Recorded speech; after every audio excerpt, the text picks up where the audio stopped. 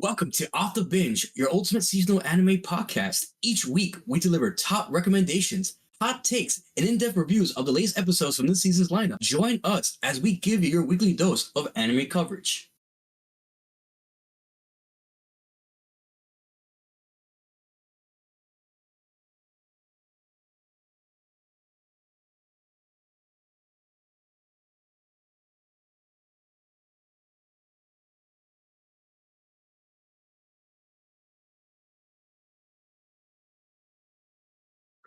Good evening, ladies and gentlemen, and welcome to the Off the Binge podcast. This podcast is also sponsored. No, I'm playing. Imagine we were sponsored, guys. What's up, guys? I have been here for a long time, so I'm gonna wing this intro. But I missed you guys. How have you guys been? This is our podcast. We're talking about seasonal anime. You know, everything that's coming out for the fall 2025. Who the hell am I? It's your boy Crash, aka the Hispanic Assassin. For those who have seen or know of me, yeah, I've been gone for a while. I think a good 2 weeks. 3 weeks. I don't remember. Time eludes me. But I'm back to talk a lot to you guys, a lot about anime. It's not just me to talk about, what's going on right now in the anime community and the shows that came out this last week. So it's going to be a couple other people as well, too. I know they'll also miss me as well, too.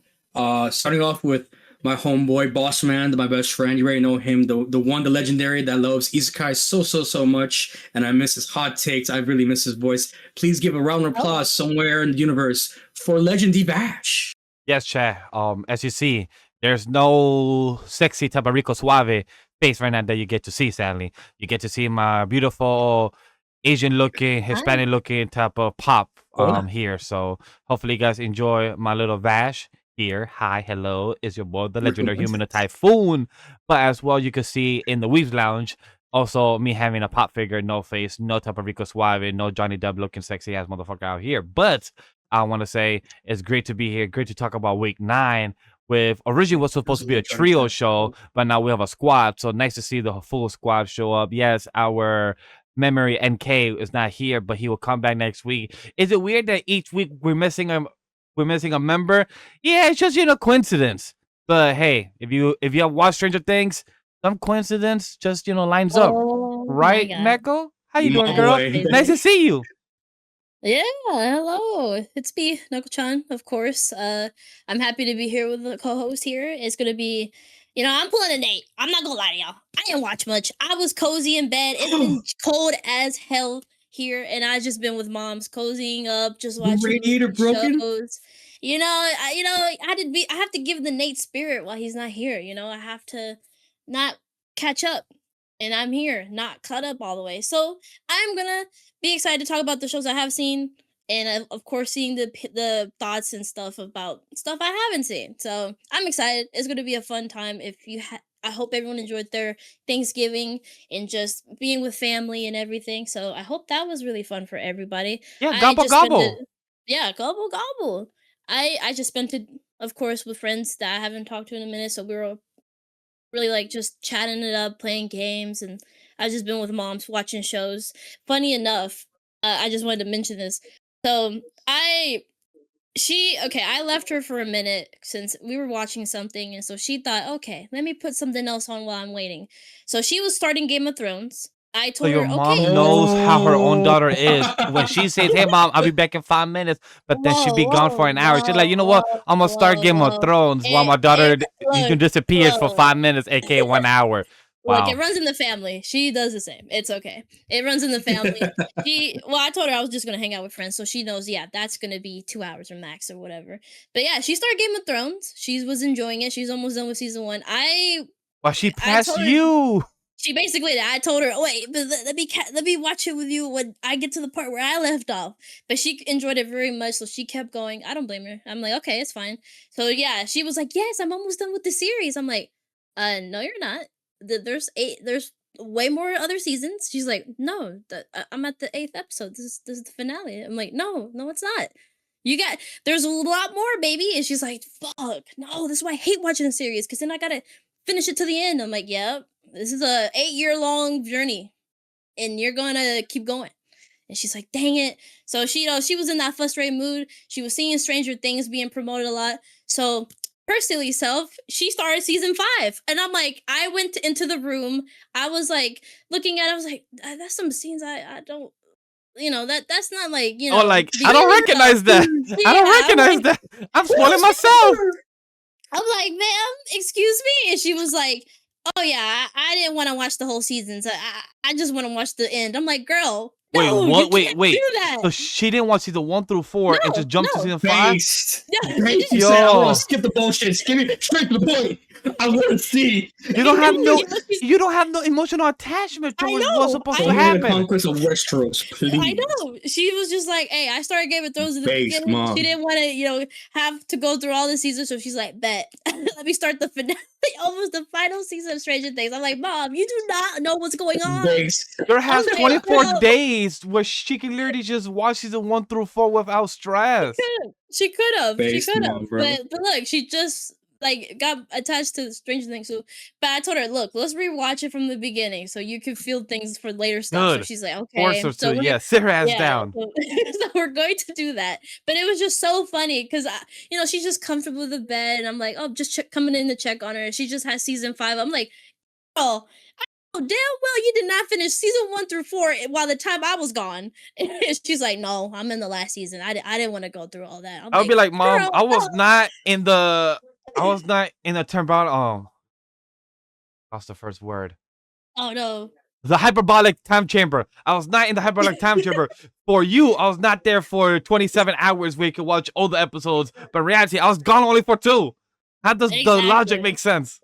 Exactly. So that was a funny thing that happened. So I was dying. So yeah, eventful week for me for sure. I was busy doing some shenanigans and streaming. Streaming was a lot this week. So be proud of me. I was doing 3 days in a row.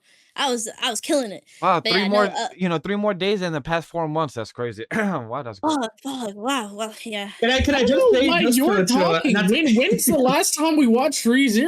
Oh, well, you know what? Now that God's here, Thank you, go right, to- man? we're Introduce gonna be- yourself. Hi, I Nessie. know, How was your hello. cold Thanksgiving where you told us that in 65 degrees it's cold out there where you live? 65 is literally. crazy. You know what? When I have 20 degrees what? literally coming around the corner.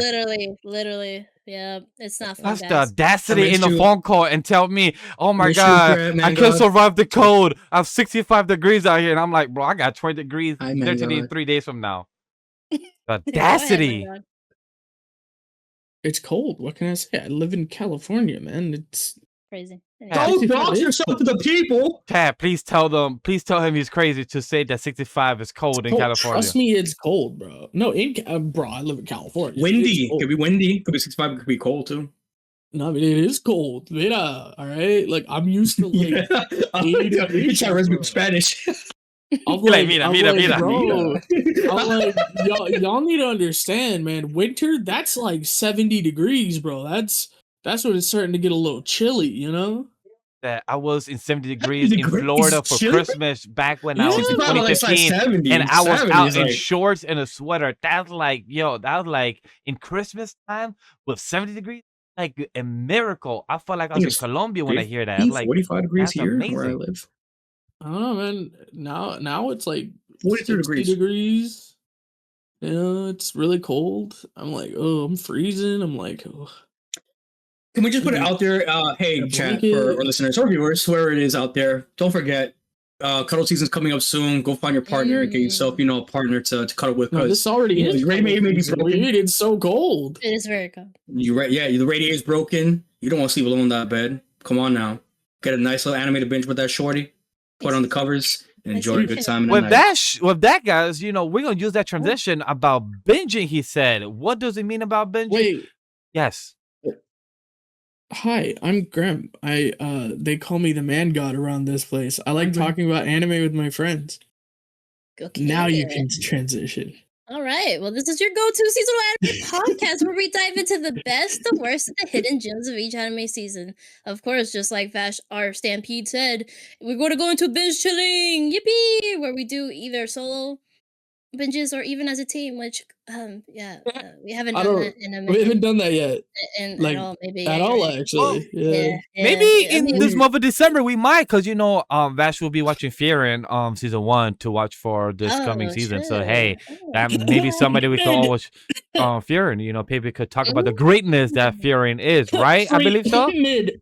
crush. But all right, since we're Oh. that is a good that I am excited for that. So look, Yeah, well, free talking mid about is coming that, back. That's look, great. right Yeah. before we know Crash is gonna talk for 25 minutes, telling Go us ahead. his been chilling. We know that's gonna be That's me. I'm Crash. chat, myself, Neko, Grem. We don't have any been chilling. We it's Oh, busy well, week. yeah, hold up, sorry. Hold up, don't talk for us. So never mind, chat. Vash don't got nothing for been chilling. Vash, not That's right, Grem and sorry. Neko, not Grem and Neko. No, just Vash alone. Sit on business, you guys. Just me by myself. I don't Go got ahead, Nick. nothing to discuss for he's been solito. chilling. He's solito today. Yeah, It's I'm okay. just by myself in here this corner. with Grem, Reno. But yeah, go What ahead, you Greg, go got ahead. then? Since I'm by myself here and I've spoke ahead for everyone, my apologies. So I've been binging again this new show that dropped, dropped like a month ago. Yeah. I actually rewatched it, but changed some things for Dispatch, bro. yeah. Hear me out, bro. That's a nice Okay, replay anyway, on that's the same game. no. It's not the same game. I changed things. Illusion Anyway, go of ahead, everybody. Neko. Happy. All right. So Neko, back to you Crazy. then. Glad you enjoyed it, but I mean, man, go Greg. All right. Well, talking about getting ready for this winter season. I was rewatching Trigun Stampede, funny enough, with a friend who hasn't seen it, so that was really fun. I don't know. Of course, as I've said before, me and Vash really love Trigun. It's been a good time. Stampede, especially. Oh yeah, you haven't seen it. Oh my god! Now I gotta have another friend who hasn't seen it. I forgot. Well, I It's 'cause you believe- went to the fucking panel without having seen it. You saw the first 2 episodes. You lucky bastard. But anyway, sorry. I believe me yeah. and Neko did agree back in October. It seemed like she forgot. I maybe should have sent her a DM and put like a pinned comment on that for her to know that we did agree that on the last week of December, she said that she is free from her work, that we will be watching season 1 of Dragon Stampede on stream. So we did agree on that, Dude, but it seemed like she may have that's forgotten. But it seemed like she may have forgotten. Specifically, So, but August Neko, is a- I know we're excited to watch that when the time comes because it seemed like she just remembered. I didn't remember on a stream. I thought, to be honest, it like in the Discord stream. But I'm down on the stream. I really am down for So that. now we're down on the honestly, stream. We got I'm confirmation, down. chat. You guys heard it here. The last week of the month, you guys That's would crazy. get Let me type a it down Vash so that way stream. there's no confusion. It was heard from other people. Yes. Yeah, I also heard that me and Bossman were gonna watch some ReZero. Yeah, we are. That We was- are. I did hear that too. Come on, I'm so scared. I do remember that too. We That was are. confirmed like a year and a half ago. That's crazy. And we But hey. still ain't done it. So But I don't Neko, know, man. but talk to me. What else have you been doing? Because you So, said that you like, also I saw don't know something if you earlier. can Throw shade at Neko. Look, is all I'm saying. all I'm saying, I see Bossman has a busy week, so yay! But yeah, I was watching Trigun Stampede, rewatching it. I'm really excited for the Stargaze. But also I did watch Predator's Borderland. It isn't animated, but it is a movie. It was a really good movie. I'm a fan of the Predator film, so I would say this is like really fun. If you love Predator as a film, pause, because every time that comes up, people like to joke about that. But no, that was a good movie. I would recommend it to anyone who's into like aliens versus predators and all that stuff. So really good film. I'm excited for the second film because it teases that at the end. I thought it wasn't going to be good, but I am happy that it actually turned out to be really good. And another film I watched that I was scared of, but Zootopia 2 came out, and that was a really, really good film. I am so happy that they didn't fumble the bag of it. I really love that it was a good sequel that Disney films haven't been in a good record as of late. So I'm really happy. It took us 9 years, 8 years. Well, no, maybe it is 9 years. I forget, but it has been a minute, and I am happy that it was a really good come back to it. I would want to go more deeper into it, but I do love the theme that they went into this film, and yeah. I have some, 9 like, years. little It was 2016. Okay, so it Neko, was 9 years. What's up? I tagged you on something. If you won't mind reading it to the people, because this is important news related to Zootopia 2. Excuse me. Oh yeah. Okay. So Zootopia 2 breaks records with the biggest animated film opening of all time, which is fair. It does. I mean, it's already doing well in the box. Box office is killing it. I think I think it really surprised a lot of people. I think we were all scared that it's coming back. It isn't going to be as good as the first. Honestly, some people could say it was better. Some people could say that it was really good. Just the first one is still a classic. But yeah, I could go on forever with this. I've been rewatching it a lot. And yeah, it's just a good film. I really enjoyed it. So those are my 2 or 3 biggest binges is that. And I'm excited for Trigun to come back because rewatching it, you get to appreciate so much that they're doing, but I am scared that they'll rush it in season 2. So I hope they don't, and I hope they kill it because the world that they're having in Trigun Stampede is phenomenal, and that's all I care about is that they really nail that part. Oh, and trust especially me, the more the first 2 episodes was amazing. Even That's though good. I am out of the loop of what's the context, just the first 2 episodes was very solid, amazing. that's good. Hearing Vash say that, especially with the because that I would say it was a lot of gripes was the dynamics was as like tight as you would say as the OG, but it's because of this reason in Stargate. So that's why I'm very excited to see that in the next season. So I'm excited. But yeah, go on, Crash, since you have a big list that I'm excited to chat with you about with some of them. So go ahead, man. Rip it. All right. So first off, again, I want to apologize to a lot of people. I do not know how long I've been gone for. I think it was 2 weeks or 3 weeks. Work has been demanding my attention, and it was my birthday week this week. So I want to celebrate Thanksgiving and my birthday with my friends and family, more family than anything. So I was gone for a while.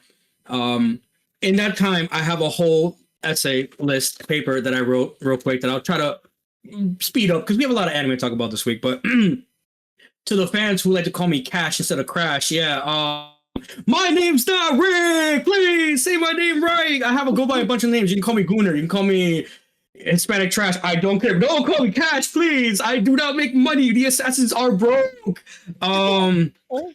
Second off, upgrades. I do not know if anybody will notice from here on going forward, but I did invest a little money into my setup, and I got myself a little arm thing for my mic. Again, shout out to Bossman for giving me the mic. So now I can talk and sound a lot more better than I did usually. So I'm very glad, looking more professional instead of using it on the table. And I have more space to eat food. So that's, it's always good to have. Upgrades.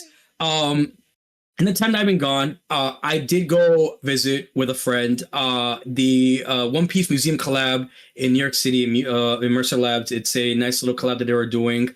I did see that a while back in November. And it was mid. I'm not playing. It was a good time. It was a great experience. Very expensive. I would not personally recommend it unless you really are a huge One Piece fan, like pretty much everyone on this team of mine. But it definitely was a nice little time. My friend explained to me about the whole Wano arc, which is pretty much what the whole museum thing is about. And I won't spoil any more about the experience, but it was a good time. Again, not worth the money, but hey, if you like anime, you like One Piece, definitely give it a look. They think it's done now. Now that it's the 30th. Yeah, today was the last day as of this Don't recording. even remind me because I haven't even gone. So don't even remind me that I finished and I lost my opportunity. But I'm glad that the people that have gone, they did went. And I'm glad to the friends that I know that did went. And the are One Piece fans and are fans from the current arcs they're currently on. They showed a bit of that. So hopefully that anybody did enjoy that collaboration, they had a good time. Yeah, and to that same day too. Again, shout out to Elvin. If you do see this, my boy, I love you. You're my homie for die for life. I did owe him a moment of his time to watch Chainsaw Man because I wasn't able to watch it with him. I was supposed to watch it with friends. Couldn't happen. Saw it alone with the missus. So when the time came that we went to see everything together, he offered to rewatch it again with him. But we ended up watching this movie called Virgin Punk Clockwork Girl instead. And boy, oh boy, again, I'm not going to go on a big tangent, big rant. Just AMC, shame on you for highway robbery. I hope we're never sponsored by you. Jokes, of course, boss man, jokes. But shame on you, highway robbery. Who the hell pays $50 fucking to go watch 24 minutes of an anime and then the rest is behind the scenes shit, bro? Not even tits. Mind you, minority tits, very young age, FBI. Over the door, and Mr. Elegant is not El So Elegante. No, he's not Mr. Fabuloso. Send that man to jail. I would have seen that honestly on Crunchyroll or literally anything else. I wish it would give us like what Dandadan did or Overlord or like literally any movie that comes out for anime, like a whole like hour and 30 minutes, like a 3 episodes worth of content. No, you literally get 20 minutes of very, very high quality animation by far. Interesting story. I have a lot of questions and a lot of particular comments point on certain things, which is not here or there. But you know, the movie is not worth spending fucking $50 per person to fucking watch behind the scenes. If I want to do that, I would have bought the DVD, support the people and all that. But yeah, no, AMC, shame on you, shame on you. The next thing, Guilty Holes. Yes, I'm bringing back the etchiness, guys. The Hispanic Gooner is back on this shit. I don't know how many episodes have released. Last I remember watching was the episode 2 and 3. I'm pretty sure more came out since then. But Pig, definitely watch it. Go pirate and everything like that. Guilty Holes, Pig. Third, Rent a Girlfriend manga. Now, okay, at the time that I wrote this, I was fucking raising up Reggie on my shit. I was like, yo, my boy pushing up some shit. We are in business. And then the last chapter 403, if I'm not mistaken, was the most trash chapter. Now I wanna, Reggie, my boy, don't make me come over to Japan and beat your ass. Stop fucking, I'm tired of the shit, bro. I'm tired of getting cooked by you. The people want to see back shots, damn it. We don't give a fuck at this point if it's with Tarisu or Ruka or Mommy or even fucking Sumi or fucking, no. I want to see shit go down, bro. You stop playing with us, damn it. Anyways, so happy about it. And then just to get your heart broken like that, shame on you, man. Shame on you. That hardcore is whack, by the way. Whack. Next. Shout out to the AI bot known as Mundane. Yes, Mundane, I'm shouting you out. Thank you for recommending me, surprisingly. Yeah, guys, so in the 2 weeks I've been gone, I had burnout again. Memory could also attest to that. It's not nice getting burnout when you're trying to watch a lot of anime, balancing work, and, you know, supporting your friends and family. It's a lot on your mind. So it was tough getting back, you know, watching a lot of stuff. I just hadn't had the motivation to do it. So, you know, playing a nice free gacha game on Discord, you know, Mundane rolled something very nice for me. A little some little nice tang we like to call chocolate.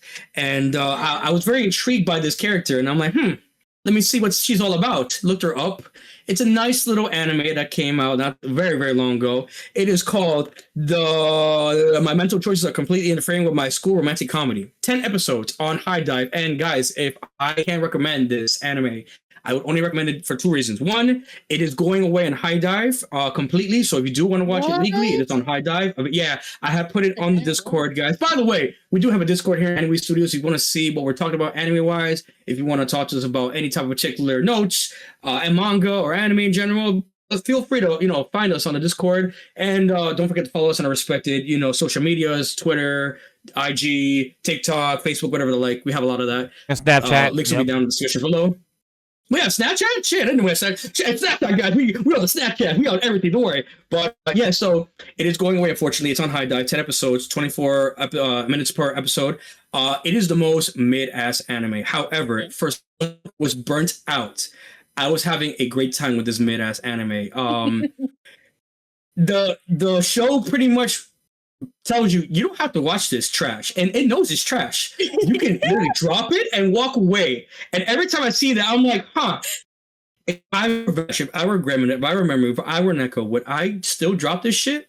Nah, we keep it moving, because you know what? At the end of the day, I have to see how it ends, no matter how mid I know it's gonna be. And mid it was. That ending was so fucking. But I laughed a lot. It did make me laugh a lot with the jokes. The animation is nothing to go crazy about. It came out like around 10 years ago, so do not expect nothing crazy.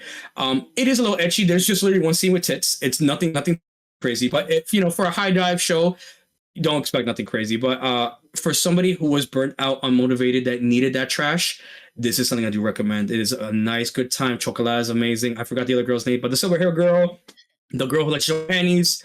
The siscon thing was a little, you know, and the girl with the big boobies, which again, she's a whole process in of itself. Let me just say, silicone. Wink, wink. Yeah, guys, I do recommend that. And another thing that Mundane did recommend me, which I was very surprised about, was a manga that I actually read entirely in about a day or two, and that's called The Girl Past the Filters, which is pretty much bootlegged my Dress Up Darling / 2.5 Dimensional Seduction. Pretty much MC no riz, no bitches, ugly as fuck. Has a nice little crush on, nice thing over there. The love interest, whatever. I forgot her name. And boy, oh boy, is she for the streets? Does she love taking seductional, very explicit, sexual, sexy? She likes showing her tits and ass. And like, think about an OnlyFans girl, guys. Think about a very, very nice Instagram model, but she goes to high school with you. That's her, and her shit's for free, by the way. You could definitely just find her, whatever Twitter or whatever it was back in the day. That shit fire to him. But that was his only motivation to keep on, going to school, living life, whatever, because he had nothing going on for him. Lo and behold, the girl that sits next to him is that OnlyFans girl, and continues on this path of falling for the traps here. The two of them fall in love with each other there. Then becomes a whole harem in this. Now it's like the childhood friends come back there, all other cosplay girls coming up there. It's crazy. The way the drawings and everything is so like well developed. There is a story with this romance. It's not just complete bullshit. I've been fucking with the romance personally for this manga. I believe only 58 chapters, 56 chapters. It's still ongoing, thank God. I'm having a great time. I hope it gets developed into an anime because I definitely would watch the fuck out of it. Although there's other animes that could be developed from other mangas. But I do recommend, if you were to watch something or read something for the end of the season, for the end of the year, guys, definitely I would say the Girl Past the Filters manga. Read that. And the my mental choices are completely interfering with my school romantic comedy. Because again, you don't have to watch it. It's completely up to you. The choice is always there. But I mean, just like his 10 episodes in 24 minutes. I mean, but I kept it moving. The train kept going with that shit. And I know Neko wants to speak on it a little bit. I'll give it to her before I finish here the last part. I know you want to say great things about this anime because you're telling me, oh, peak, Neko, tell me, what do you think about it?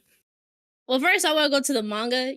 I love how Crash, every time he starts reading something, he'll just put it in my server and he'll just get everybody on the train. I don't know how many people read it, but the minute he started reading it, he started posting it in my server, and people were like, wow, of course, this is her Gooner. I like how even in my server, they just know he's the Gooner. They're like, oh, it's another classic Gooner recommendation. We love to see it. If I could interject real quick as well, Yeah. is that for people don't understand my layout on Discord, I have the company server first, and then I have the team servers right under, like people that have Neko, Nate, Grem, like servers right under. So I have everyone there, and I have no notification for everyone. The most funniest thing is when I see Crash. Obviously, he does his mood date thing. He goes from server to another. That. But the most funniest thing is when I see that he posts the same thing in both servers at the same time, just like probably like a couple seconds apart. So he posts something in Neko server, like, the gooning stuff, and he posts it in the company, but it's because a lot of people is not there right now. So it's just funny to see me lurking in Neko server, just seeing the conversations, and it's just sometimes the mistakes he do in posting the wrong channel, and it's just people just commenting still. It's just humorous. I just want to add that little quick interject. It's great. Yeah, I love how just my community loves Crash. They love his Gooner ways. It's great. It's great. But no, also, yeah, I read it, but I just know that the panels look good. But coming back to the mental choices, I don't know. It is a mid series, but you can't lie. Just the concept of the gods God giving him just bullying him. They're like, here's the situation. You gotta choose, like in an Otome game. Here you go. And he's just like, fuck, I can't. I have to literally choose something, or I forget what's the repercussions. Like if he doesn't choose, I think he dies, right? He died. He gets stayed with the curse forever, or had mechanic for the rest of his life, some shit like that. Yeah, so I just remember a lot of the fun moments of just him having to legit choose something. It could either be bad or really good. And Chocolat is a good. I love her so much. She's like, I don't know. She's always been like one that I always look back into. I'm like, she is so cute. She's so loyal, and she's just such a sweet girl. And a little kinky too, though. She a little. You got that dog in her. If you know, you know. She got that dog in her. But I don't know. I really enjoy this series. I should start like recommending this a little bit more because it isn't the greatest thing ever. I think it ended abruptly too because of course the light novel. So back then they didn't really like fully like complete a light novel series or something like that. Or maybe it was like I don't know. I don't know the full thing about it. I just know that it did end abruptly, and you're like, oh, why did we end there? But no, I'm glad you watched it. It's just a good time. I love the MC. He is so funny. and I think I watched the dub back then. I don't remember, but I enjoyed myself with the series. So I'm happy you checked it out. Would I be recommending Yeah. some things sometime or making you remember of some things? And I'm like, fuck, I gotta rewatch. Or something. I'm glad that you were definitely remembered as a regular anime. And again, like I said, High Dive only has it for a couple more weeks, I believe, before I take it out for before I replace it with some other shit. The other shit they're getting is a lot more better. I know Food Wars is one of them. They're gonna replace it with that and something else. Oh. But you know, if you want to watch it legally, for sure, High Dive. Otherwise, I believe the people here would say, "Sail the high seas" or whatnot. You know, I don't, condone pirating. Oh no, The here, One Piece never. You is watch this and all that. real. No, yes, no, Oh. we would no, yeah, no. My final thing on my binge chilling. It did come out about a week ago, and I did talk about this on the podcast way back. I don't remember how long ago. But Ota-chan episode 2 came out on YouTube, guys. Again, bunny girls, sexy bunny girls. Again, shout out to this animation. I forgot the name of them. I didn't write it down, but they did get picked up by Giguk.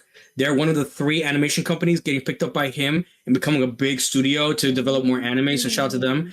They are really well known. They have merch, guys. You guys were talking about this a while back. There's some anime you and Neko and Vash were talking about for something a long time ago, and I was like, damn, this anime doesn't have any Quick merch. side They have merch, comment they have sweaters, about that. They have Shout out to MightyNen that also got a shout out through AJ Lee this past Friday Night SmackDown. The shirt was being worn by her, MightyNen, so that was a big shout out for merch when it comes to indie animation as well. So big reference on that.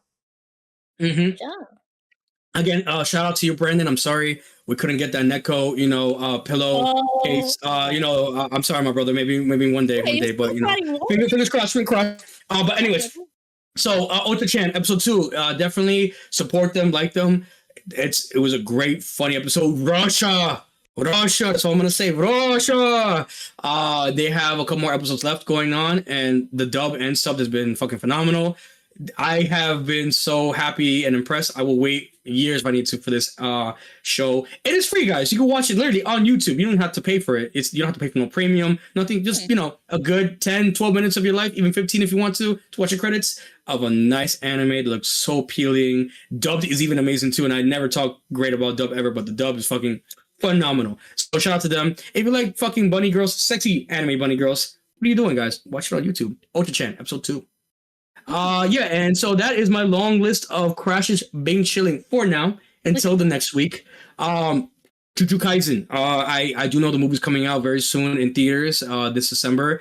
And I did promise a special somebody out there. You know who you are, just for the sake of purposes. I won't say your name right now. But I do finish. I will plan to watch it. I've been holding off on that for a very long time.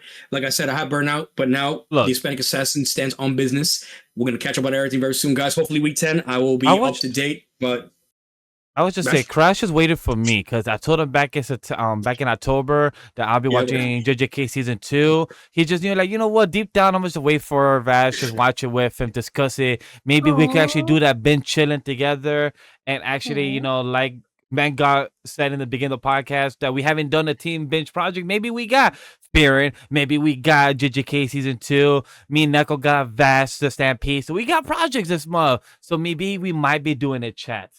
But I feel like that's a perfect way to talk about that.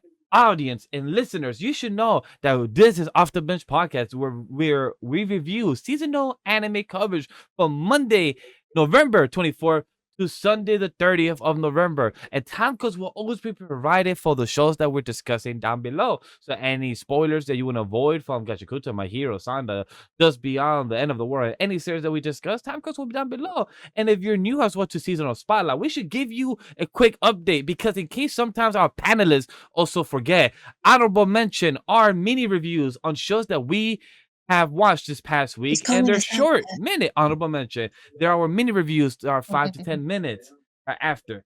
So also, no recaps are needed because we already, you guys, the fans, us ourselves, already saw the show. So we should always just give our opinions. So our first segment that we always jump in with is the shonen and action. We got an amazing one, right, Manga Grem? Tougen Anki, episode 20.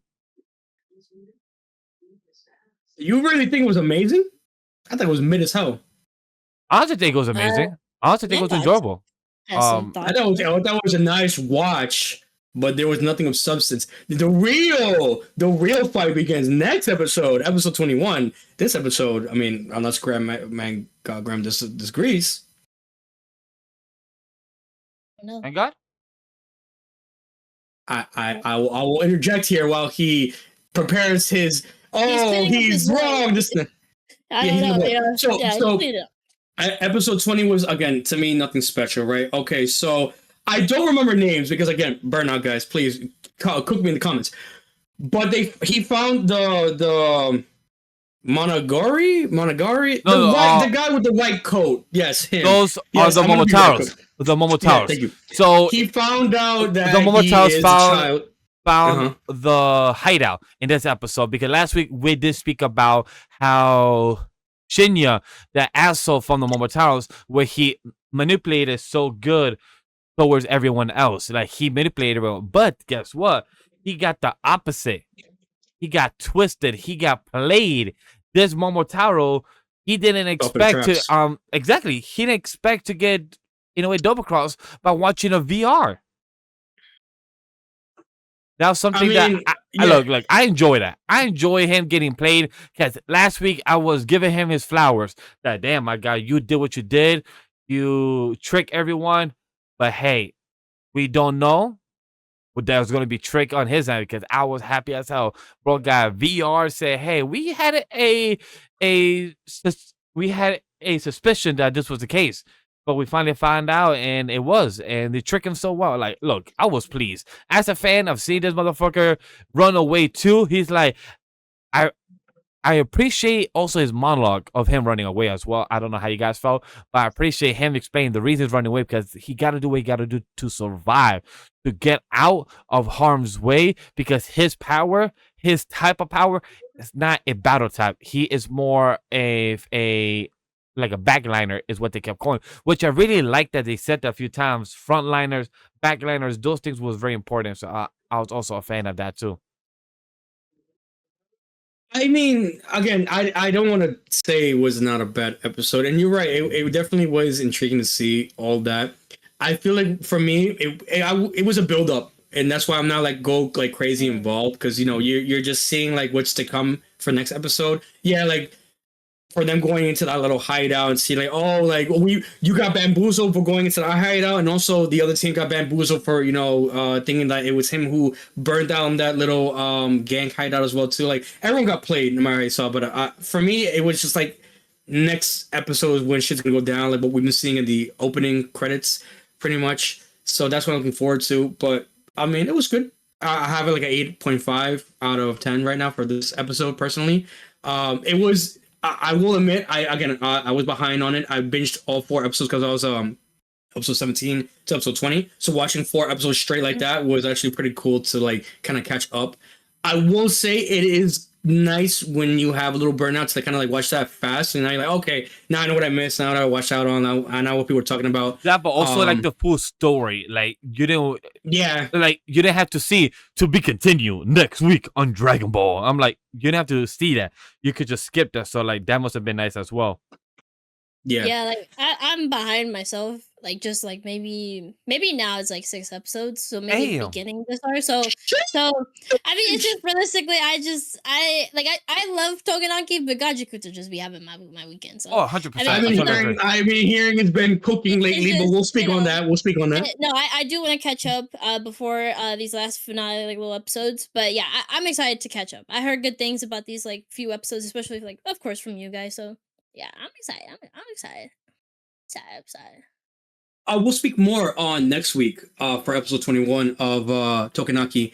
For Cinderella Grey, guys, on the next one for the honorable mentions, I will just mention real quick, since, Memory's not here, unfortunately, he went to redeem something, I don't know, and Gremlin is lost in the void. I will just mention, guys, for the both of you guys, Gigu was right.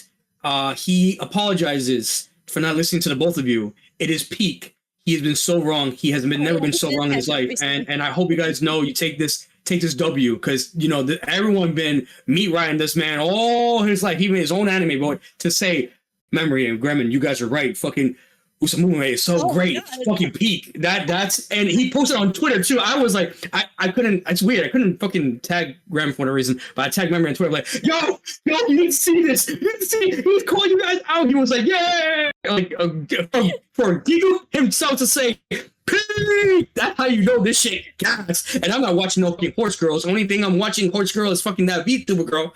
I don't fucking remember her name, but if Mango Graham can come back from the void, please tell us how peak this anime is, please. Mind you, Chad, Giga didn't specifically call them just to let you know. Yes, chat. Yes. Oh my God. Nah, well, Musume is great, man. Cinderella great this episode. I was talking with our boyo who's in our Discord, by the way. We both ended up calling this Kuro. Me and Kuro were talking, and we both said, so this is the point where the series that we thought was shonen shows itself as a seinen, huh? Our girl Tamamo is gonna retire. She said, look, after this year I'm out. She said, I'm gonna retire early. You gotta beat me now, Cap. If you don't beat me now, you're never gonna beat me, and I will be known as the best. So you gotta own up and do it. Like, so and then we had Dicta Striker coming out of nowhere and really like she goes, Dicta comes over to Oguri, goes to Cap and goes, look, man, you're not gonna make it the way you are now. So here, let me give you that one little last push. And so now we're getting that. Maybe Oguri's ready to beat. Maybe Oguri's ready to beat our girl Tamamo Cross now. That's all I'm saying. I'm excited to see what happens next week. Let's be real, it's probably not going to be next week. It's probably going to be the week after because we love putting it off, don't we? But no, it was a good episode. It was really nice. It's a lot of fun. Tougen Anki was good too. You know, I'll just mention we got Hawks. We got Hawks from My Hero and Tougen Anki. Oh God, it was okay. No, it was great. I would say the whole one wing fly. Come on, man, that was awesome too. The one wing, like he said, "Hey, I'm not gonna let you two tell me to go down with only one wing. I'm gonna use my will of fire to come out." And he did.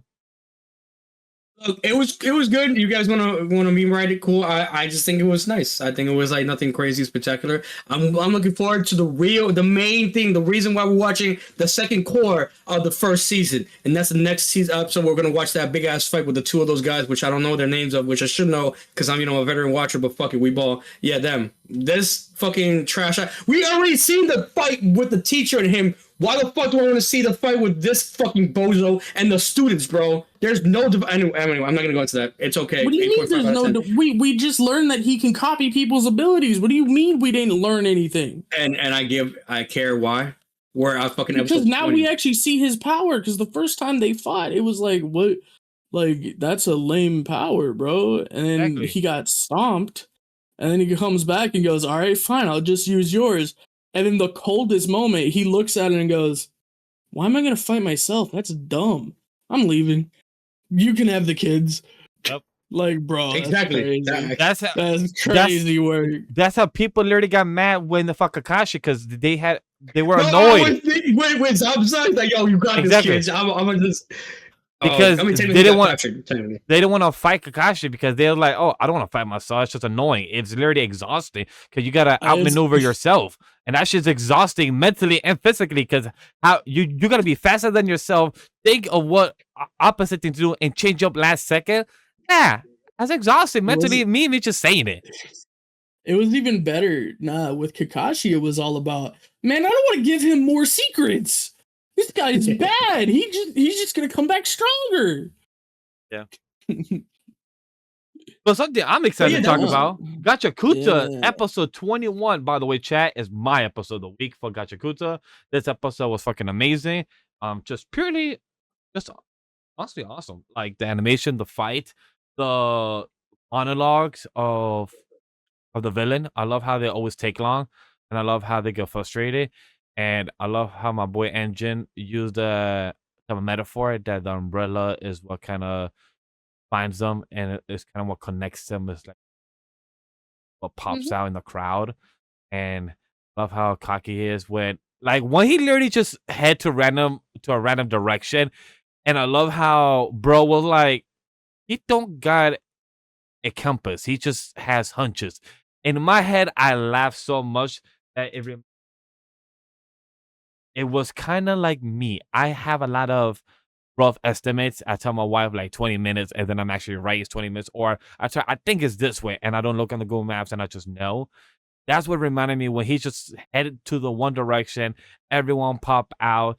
This gift that I have right here behind me. I say gift. This picture I have, how Engine said, "Hey, did you kill?" He like, nope. She like, nope, nope, nope, nope. I did not murder Yeah. nobody. No, no, no. I didn't even shoot nobody. Like, girls trying to avoid even just don't even ask me if I shot bullets. Mhm. I love it. How about you guys? I know you guys were also excited about it. I'm just like yeah, like that like conversation and stuff. I'm really just curious, yeah, like just about like what is this leash thing between Engine and her? Like what is going on? Because right, she's like no, no, I didn't do shit. And even when there's a mention of a gun, she's like, yeah, no, crazy, no. So I don't know. I'm very curious on that aspect of Rio. I don't know. She's definitely a mystery in that regards. She's a badass, and I'm just very curious in that regard too. And yeah, I just love of course the whole scene with Bundus. Bundus was really cool. I still think he should join our team. I don't know. I Well, also sadly, he him ain't. being a noob. No, he ain't. He's a newbie though. Yeah. That's what got me. I was like, you a newbie? You're a Yeah. newbie in this But team? also Oh very shit! skilled, very strong veteran, Oh, like knows how to 100%. use his skill very well, executed that with 6 heart. Kind of gave me the vibe of a veteran in the game, but new to the game of Dr. Octavius. Kind of like the vibe of I having was six yeah, arms, but very yeah, smart, know how to yeah. observe, like he knows how to analyze, like he gave me the vibe of Dr. Octavius. I would agree. I kind of thought so at that time too. I was like, yeah, I really like Bundes a lot. He's really cool, and also how his hands can be different, right? It was a little little things bullying deer, which that was really dirty. I was like, no, don't I felt bully bad for deer. deer. I felt bad That for deer. was so sad. But For also, deer. I like how I saw like the internet was like, oh, we gotta kill Bundes for this, but I like too, like it wasn't like he was like trying to hurt deer, right? Nope, Like the things were exactly. just punching him like light, They were being, a little rough, but not too rough. So it shows that Also, he still is like there's something in him that is good. And he could I don't know. no, But but I did like you that. bring a good point because even for Bundes, he was fighting 5 opponents and Yeah. managing them with each of their own Yeah. weakness. And that's Yeah. smart. A lot of tacticians, a lot of opponents can't do that or know how to Yeah. do that against 5. Like he was literally holding off Engine. He was holding off Rudis Yeah. which just say Rudis he went from a handgun to a Gatling gun. Yeah, Like that was great. literally, he literally went from a handgun just with a hand to literally almost like a sentry gun. Like, how do you evolve from just a? And I love the way Engine described it. Instead of splitting it to like 3 clones, he just put it to 1 clone power and just put it instead of Yeah, that was putting 33% on each one, put all 100% full power, and then you get a fucking sentry gun that sends 1 nail cannon of a fucking yeah, that was like fire. blaster cannon. That was really fire. I think too. I was just thinking this during the episode. I was like, so did he do that with the charm? Because I don't know. It seemed like I don't know. I thought I was like, is that even like him doing that with the charm? But no, I think realistically, this is his first time I think pulling this is all of first that in time, one. yeah. Yes, this is I his think the first time charm pulling was like a all in one. tease. Yeah, for sure. It was, but I don't know. I kind of was thinking like, oh, has he kind of done? Because he did kind of pass out during that, but nah. I think yeah, realistically, it's just this is the first time he's put it all in one, and it's crazy. It's like if he hones this, actually, oh my god, my boy is gonna be a problem. Cause yeah, to use like a vital like that to its like full potential is so cool. I don't know. His like whole ability with vital instruments is really cool. But it was also very sweet too when he like heard Bundus's like vital instrument, he crumbled. He legit crumbled because he was like, oh no. that's someone's precious thing. He still cares about people's I like felt bad trash. for that, but That, and that was really sweet. But then at the same time, I was like, he's gonna bring it back, and he did. Abundance is like no, this is I have the original right here. I can still put it back together. which Don't worry. when I It was saw still that, dope. I it was gave like, me damn. that Bundes power is like a Lego that you could destroy it, but also put it back together to however you want in mid process of mid fight. Like that's what he was giving me the vibe that his shoulder is like a Lego box, and then whatever comes out, it could form into whatever he wants. Is how I saw his power. Mm. Nah, it was a good episode, of course, right? Nate probably would go off. All the big animators were here. It was really cool to see a friend of mine that was in this too as a second key animator. I was like, oh, Nice. nice. There's Yeah. a lot of good freelancers, and even of course just the goats were in these episodes. Really awesome. They went all out. The shots were insane. Of course, even Yes. like Vash mentioned with the nail gun, that impact was so insane. I really love that. I kept replaying that scene, and The also impact frame just was really good. Just even too, like just the camera work, right? When they were all fighting all at once and coming at him at yes. Bundes. Just how our girl is just, like twirling with the scissors, Engine with his cool ass umbrella, just drilling. Just really cool. Really cool work in that whole scene. I also want to There's a add lot of because moments. we've been putting a lot of emphasis on Bundes and the fight that they had against 5 against 1. We should not forget on the actual bad guy that was there with watching the whole time. The way his shadow cape worked kind of gave me the vibe of Tokoyami from My Hero Academia. The way his shadow cape was kind of giving his body or his eye like an armor, the more he kept showing the frustration and like into serious mode against Rudo. And that was kind of cool in his power, like the way it just kept forming around him. And it gave me that vibe of Tokoyami. I'm curious to see if that has his full power is like a dark shadow, but I'm curious because we only saw halfway Mhm. because of Engine, breaking in the middle of the fight. So that was pretty cool as well. But it gave me the vibe of Dark Shadow. Does anybody agree? Or see the Kind vision? of. Yeah, a little, yeah. No, not at Like all. No, just a tad. at least a Not tad. even At a least a little tad. But Graham, any thoughts about the past couple episodes? I mean, the bit. past episode. Yeah, I'm just gonna try to pull my my Nate because he told us to meat Blaze. ride this episode as much as as much as we possibly could. So we got the animator who's famous for his square boxy explosions out here doing the animation on that nail shot that everyone's talking about. Yep. Famous for My Hero Academia, of course, if you remember the clash between uh Todoroki and And Deku. Deku in season 2. Into Um Mob we've got Psycho. the animator, yeah, for Mob Psycho as well. He's been everywhere, bro. He's man He just that's does for bones. everyone's Yeah. hearts. Yeah, Yeah. he's just with bones. We also got the guy from the Garf fight in season 3 of ReZero coming out doing that super oh, really? awesome That's awesome. that super awesome shot where ah, I'm so bad with names. Which he of said the he only did a people. bit, so it tells like how insane even How with just it even is, him little like his just little bit of and being you can in there. see it. And the Yeah. second that we saw that shot, and I told him, "Wait, that's the guy. I know who that is." And he's like, "Yeah, you already know." Because you see it's the free cam where it's Yep. doing the rotated. Yep. It's doing the rotated shot. We see our girl come in, and we see Engine. What is his name? I don't know. Whatever. Umbrella Boy and Scissor Girl coming in, and you see them attacking at the same time. That shot is done by the same person, like I said, from ReZero season 3. He's done all the really nice shots where they come in and you see like the camera moving through the scene. That's always him. He did that this time too.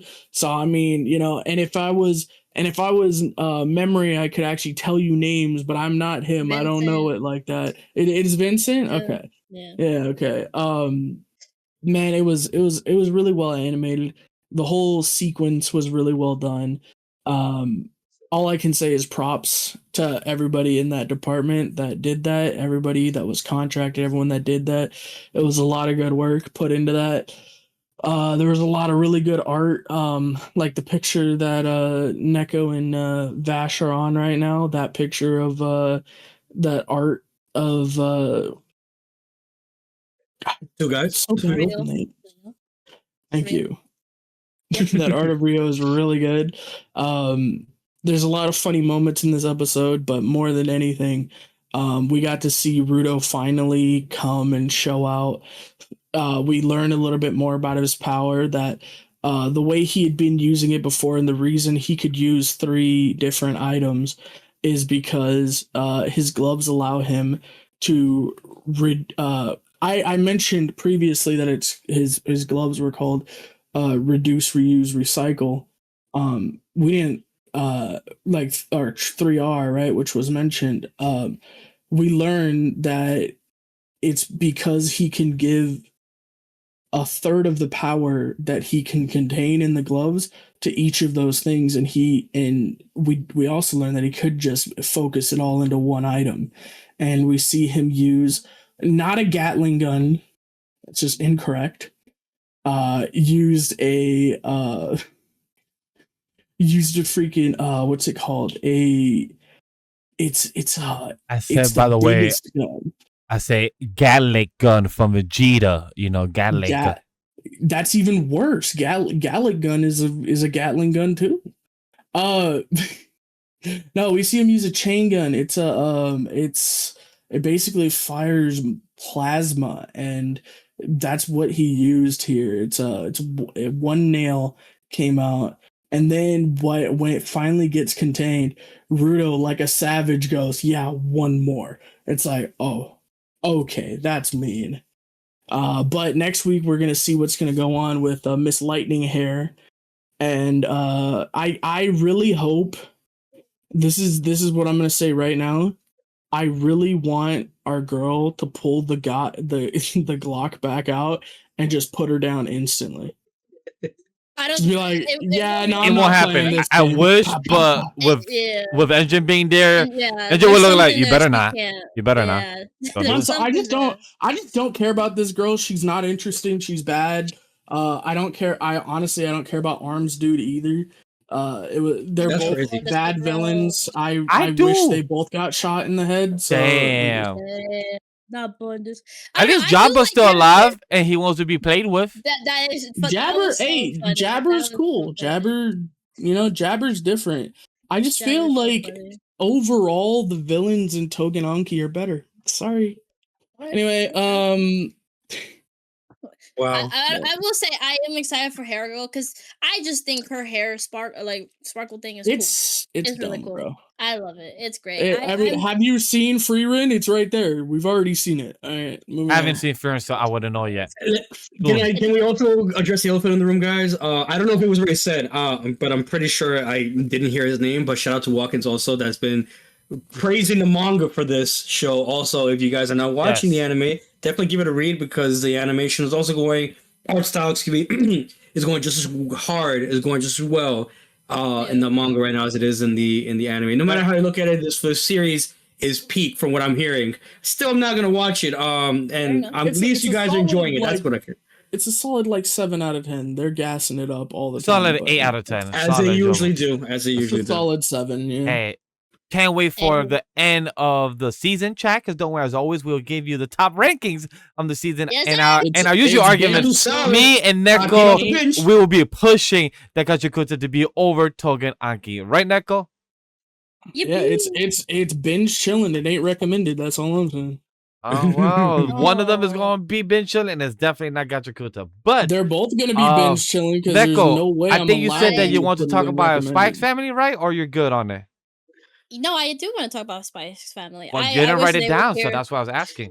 It's okay because I was gonna bring it up anyways. No worries. I wish Nate you was have here. to write it I wanted down. I wanted to see his thoughts of just this revelation we got of Melinda, Damien's mom. I think this is like one of my favorite parts of this arc that has ended.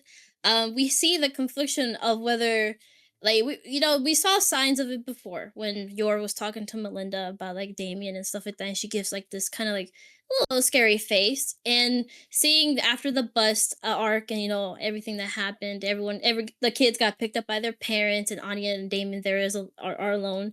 The usual bickering between the two, and of course Yor is coming through. Here to pick up Anya. Anya tried to stay tough to the end, but of course she's still a kid. That whole situation was so scary, and it was so sweet to see her actually break down and actually hug Yor. Because yeah, I mean Anya, look, she could read minds, she could do all this, but she's still a kid. She's still goofy, and yeah, it's a scary situation to have like adults have guns in front of you and bombs and all that, and she had to have everything on her shoulder of protecting the kids with knowing sets information about which bomb is real and stuff like that, and even trying to control like, oh, I'm not trying to have the policemen come in there and then mess things up. So it was a lot of Anya had to do. So I was really happy to see like that's some real emotion from Anya rather than just having to shoulder everything. So that was sweet. And we see Damien too, have his mom show up, which that was really sweet. But then we have like this little confusion of like she's Anya reads her mind and she's like, "Oh, Damien, I love you. I'm so happy you're safe."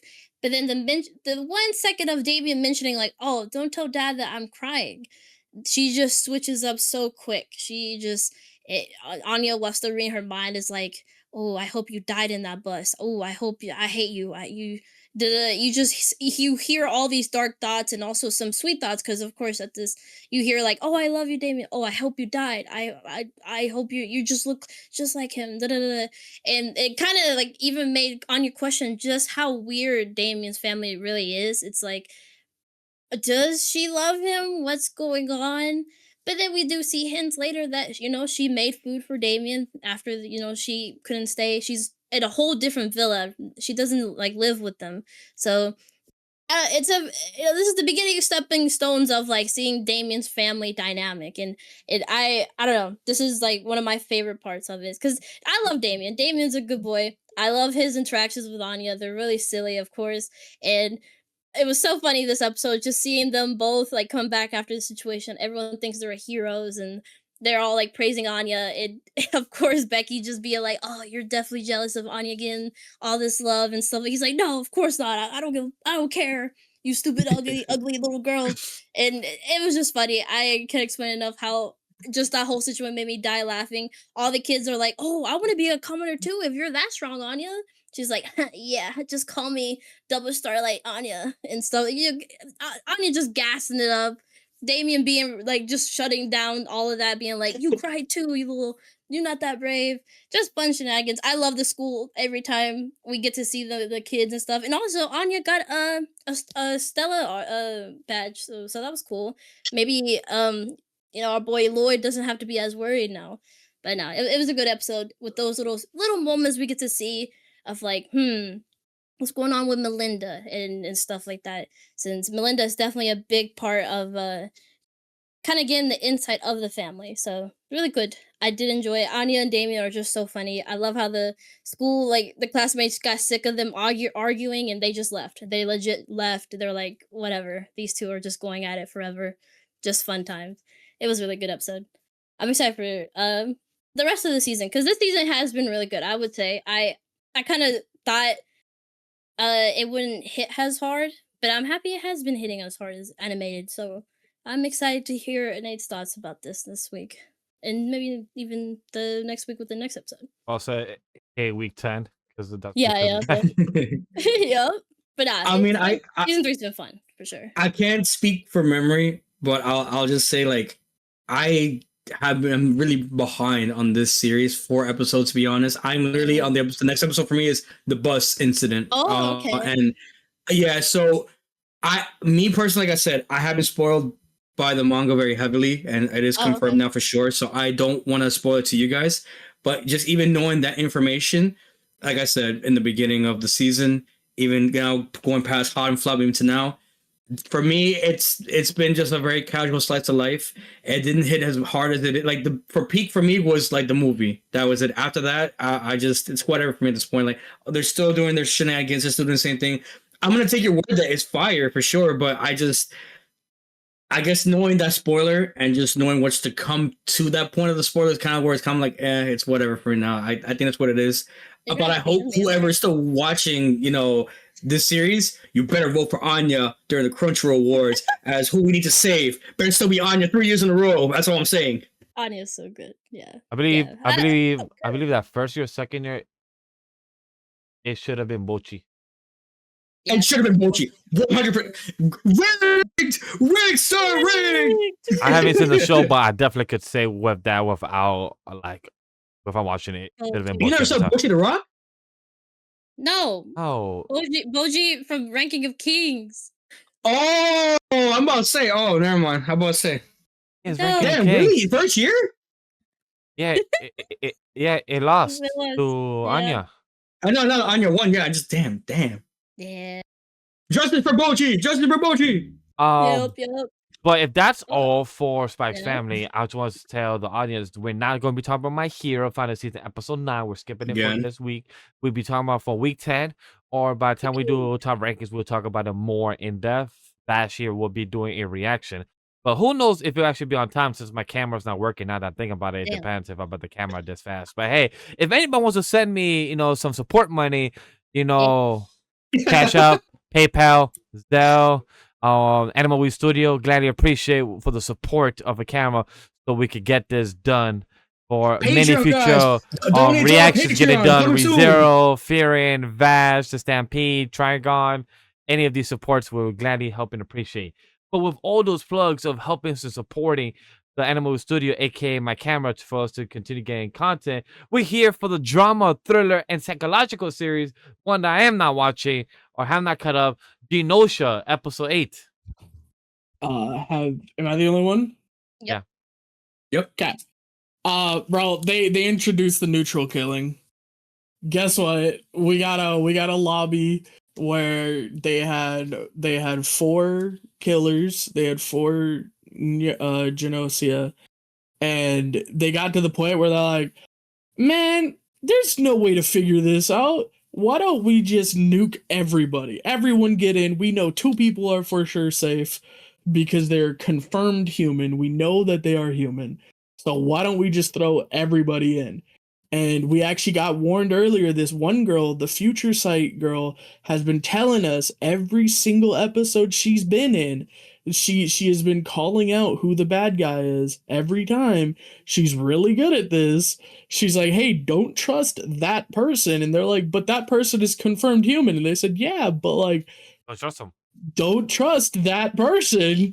I'm telling you, you're gonna get tricked. And yeah, so they say, screw it, we don't know how to figure this out. There's too many variables, because at the end of the day, if we got the wrong person out already, then you have been the person the whole time, the engineer the whole time. You could be manipulating all of the information we have.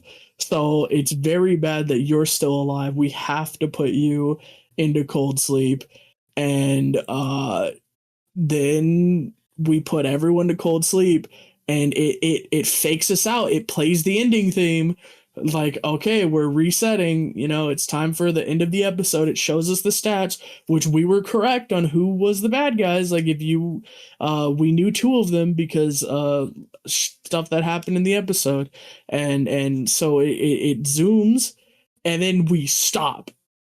We get woken up, and they're like, guys, get the hell out of here right now. This is bad. And we get to see on the side, there's poles sticking through the cryo tubes because one of the confirmed humans is going around just slaughtering everybody. And it's like, oh, okay. All right. So we got the serial killer. There is now a serial killer in the game. So now there can be up to 4 Gnosia. You can have 2 bodyguards, which are confirmed human.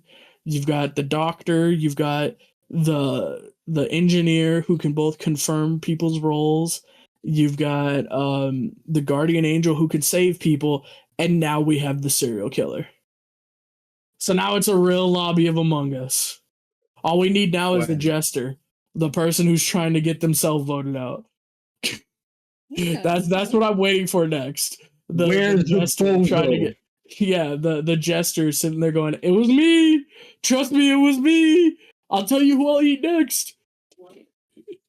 No, it was a lot of fun.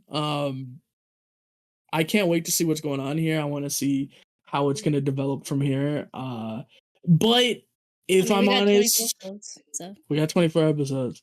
But if I'm honest, I really want to talk about this next show a little bit more. Wait, before we continue, I just need, since we have a clip about our conversation last week about it, right? I just want clarification. I just need to hear this from you, Gribben. We need to have a talk. I need to, I don't think I think we're on the same page, but you're misunderstanding what I'm saying. So, okay, right? We talked about Yaguta last week, didn't we? We talked about the whole kiss thing, right? Okay, you're saying, right, that Yaguta was happy that the kiss on the cheek didn't kill him, right? Is that what your stance on? Yeah. Okay. What do you mean?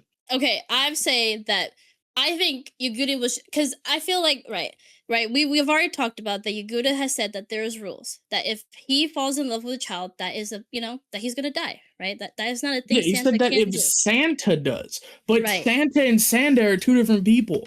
They're not the same, and we know that's the case because Sanda's feelings change when he's Santa.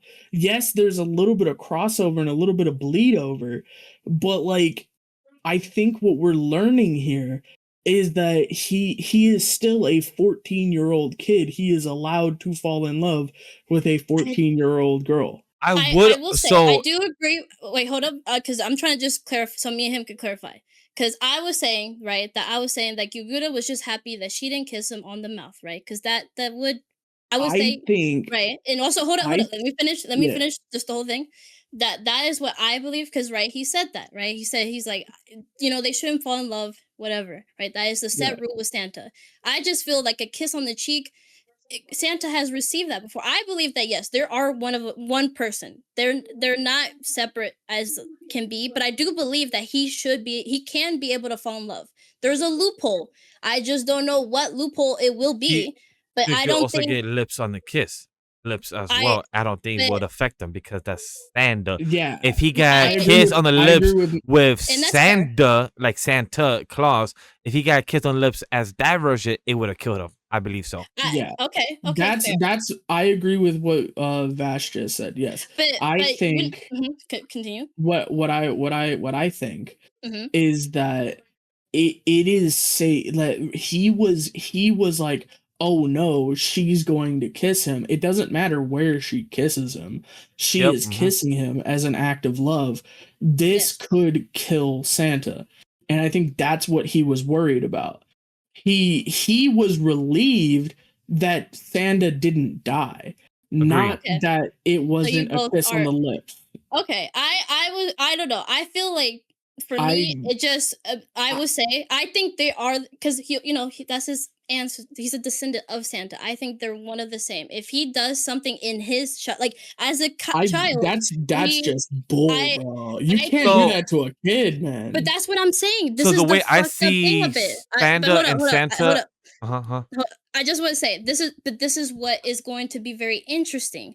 I think, because we talked about, right, Santa does have someone he can love. I think right now he is restricted as a kid to do these things because, right, he's having other children believe in him and stuff like that. So there's rules to that. I'm just, this is my theory, is like he can probably fall in love when he's older with like, people, but he can't fall in love now, sadly. And that is going to be something we can find maybe a loophole. But I think right now, if he does kiss her on the lips, he will die. And that is the sad thing about it. I don't know. There has to be something, right? Paru always does like a loophole and stuff like this. But I do think that they are one, sadly. And that is what Yaguta was happy. Is like, okay, good. They didn't kiss on the mouth because, I feel like, because, the kiss on the cheek, Santa receives that from children. That is okay. That's why I didn't kill him. I've never seen Santa get kissed on the cheek. The only person I've seen him is by Mrs. Claus. Is by Mrs. Claus. Mrs. Claus. Dude, kids don't kiss Santa. They hug him. They hug him with a big hug. They hug him. I barely and see they sit kids on his lap. They do not kiss him. I barely see on my end. That Okay, is I weird. will say I've seen. I don't know what I was trying to look up things that has the Santa being kissed on the cheek by children. Like it was mostly girls. It's not like guys. It's never, of course. I don't It's know. the girls kissing him on the cheek, of course, right? So that's why for me, it's like that. I don't think that is like what Yugura was worried about because So that's fine. That's I nothing like think so that's not part of falling in love. Falling in love is on the lips. if I could That's why jump in Yugura. and Yeah, go interject. ahead. So here's my perspective of how I see Sanda. I see Yeah, go Sanda ahead. and Santa as Yugimoto and the Pharaoh. That Yeah, they're it's one and his the alter same, ego. but it's the I alter don't version that know you trade. Because, because for right, they example, don't think remember differently. That's the Yugi's difference, They the girl that kissed they do that. Yugi on right? the cheek, but They do. The Pharaoh reacted and said, "Oh, look at you! You're getting affection." The Pharaoh, he didn't see himself getting a kiss on the cheek. He saw Yugi himself getting a kiss by the girl that is his child friend, or the girl from the show I forgot. Mhm. But that's how I see that. If Sanda got kissed by his fiance on the Okay. lips or cheek, it should not affect him. That's the way I see it. If Okay. Santa, the big red guy that gets beat up by grandma, if he Mhm. got kissed by the cheek or lips, I think it would affect him no matter what, because Okay. he is the older gentleman, as the one of the power above all and grand wishes, is why he had the affection of cutting off his thumbs, because he wanted to grant that wish. It's because of that sensation. But he Does he mhm. blur the line a lot as Santa and Santa? Yes. He himself doesn't really have a good guide. His teacher don't really teach him very well. It teach him a bit, like in this episode, we found out about Black Santa. We finally Yeah, found yeah. out about other alterations of what could be other versions of Santa. So are we gonna find out more about that in the next couple? Who Yeah, yeah. knows? But that's at Okay. I least think If something we're getting. that's fair. That was fair. I I just wanted think to talk about that in curve because I would say I don't know. That's I how think I still think they're one person. But if you guys think that, that's fair. That I think I'm what very you're curious. confusing, Neko, is that I do believe that Paru, the reason she did a kiss on the cheek here, like the reason the author did a kiss on the cheek here, is to keep it ambiguous so we don't know the answer. That too. Agree. I think that, and that's what I was That's fair. saying, right? And I think that's where you may have gotten confused that we agree on that, because I personally don't think that's right, and I don't think that's what she's Okay. writing. But Okay. what I think that she's keeping it ambiguous to, so it's a mystery, so that it drives the story forward, so that these romance plots hold so much weight and they're so terrifying for us at the same time, you know? The I that think that's what it's for. And the plus the only reason way why the only reason I'm saying that is because this is a very dark story. It doesn't make sense to have that route of them being separate because there's no like how you call it stakes. They need to be in that There same. is stakes. I would say no. If you have it in that route where they're separate like that, then he can be a kid, but that's the sad fact that he can't be a kid. That's what we were But talking he about earlier. can't. But thing is, he's in the blur line, is where he doesn't know how to differentiate which version. Like you say, his heart was beating fast, but also it's because he had a nosebleed, so he turned to Santa at the same time. So he's having that mix of he's both at once as Santa and Santa when he's trying to differentiate. When even the grandma teacher, the monk, say, "Hey, Yeah. you gotta learn yourself how to tell your own self the difference, even become Black Santa." Compartmentalize, right? Exactly. Like you gotta make yourself. It's a mental game, and that's the thing that sucks. You're telling a It does. 14-year-old to Yeah. deal with hormones and dealing Yeah. with a Santa power at the same fucking time. That's stressful enough, and knowing that But he's having yeah. a hard struggle where you can't wear red. Your school sweater is red. You're fucked, Stressful. and you have also your good, genuine side that is you good as nature, but also you're a descendant of Santa. So you're also Right. nice no matter what. So by the end of the episode, we know next week Santa or Santa is about to fight these kids because he was too nice when he literally turned into an adult Santa next to the person that's about to kill him, and she didn't turn. But we know damn well as the audience, oh, she knows. Oh, she knows. She I mean, knows. yeah, it's a declaration of war. But I think that moment was really sweet, learning her backstory about the mom, which that is fucked up, very fucked up. But I did like that he did that, of course, because that was her like mini wish. Is like, oh, I want to hold something wrinkly again, like how my mom's hands were. And of course, he's Santa, so he granted it, Also, which you is like, proved was her his old theory hands. where she had a feeling that you were Santa, so then you proved the theory. No matter what, you're like, boom, done. I mean, but you know what? This is go. I don't know. I think she won't kill him, and I feel like she saw that as like an adult being good to her. Genuinely, I don't know. Also, you I think she feel would trade like sides? Because I she think has so. no I hope fucks they- given with the way she shot 8 times to the director. She literally gives no fucks. That I don't know. That's kind of what I think. I think yes, they might have a confrontation, but I don't know. I think she'll see like what he did on those leaves was like a good gesture, like from an adult. Actually, I don't know. I don't know. She's really interesting for sure. Though. Her backstory was really sad. I kind of teared up actually. It's fucked up. This world is so fucked up for the children. It's so mean. It's so mean. And also even his friend having to shoot him. I was like, bro, for real, you giving me trauma, bruh? No, forget you.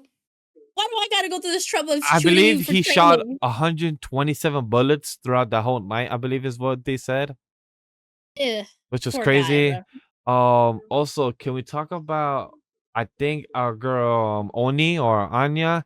I, oh no. I Mhm. feel like she might die next episode.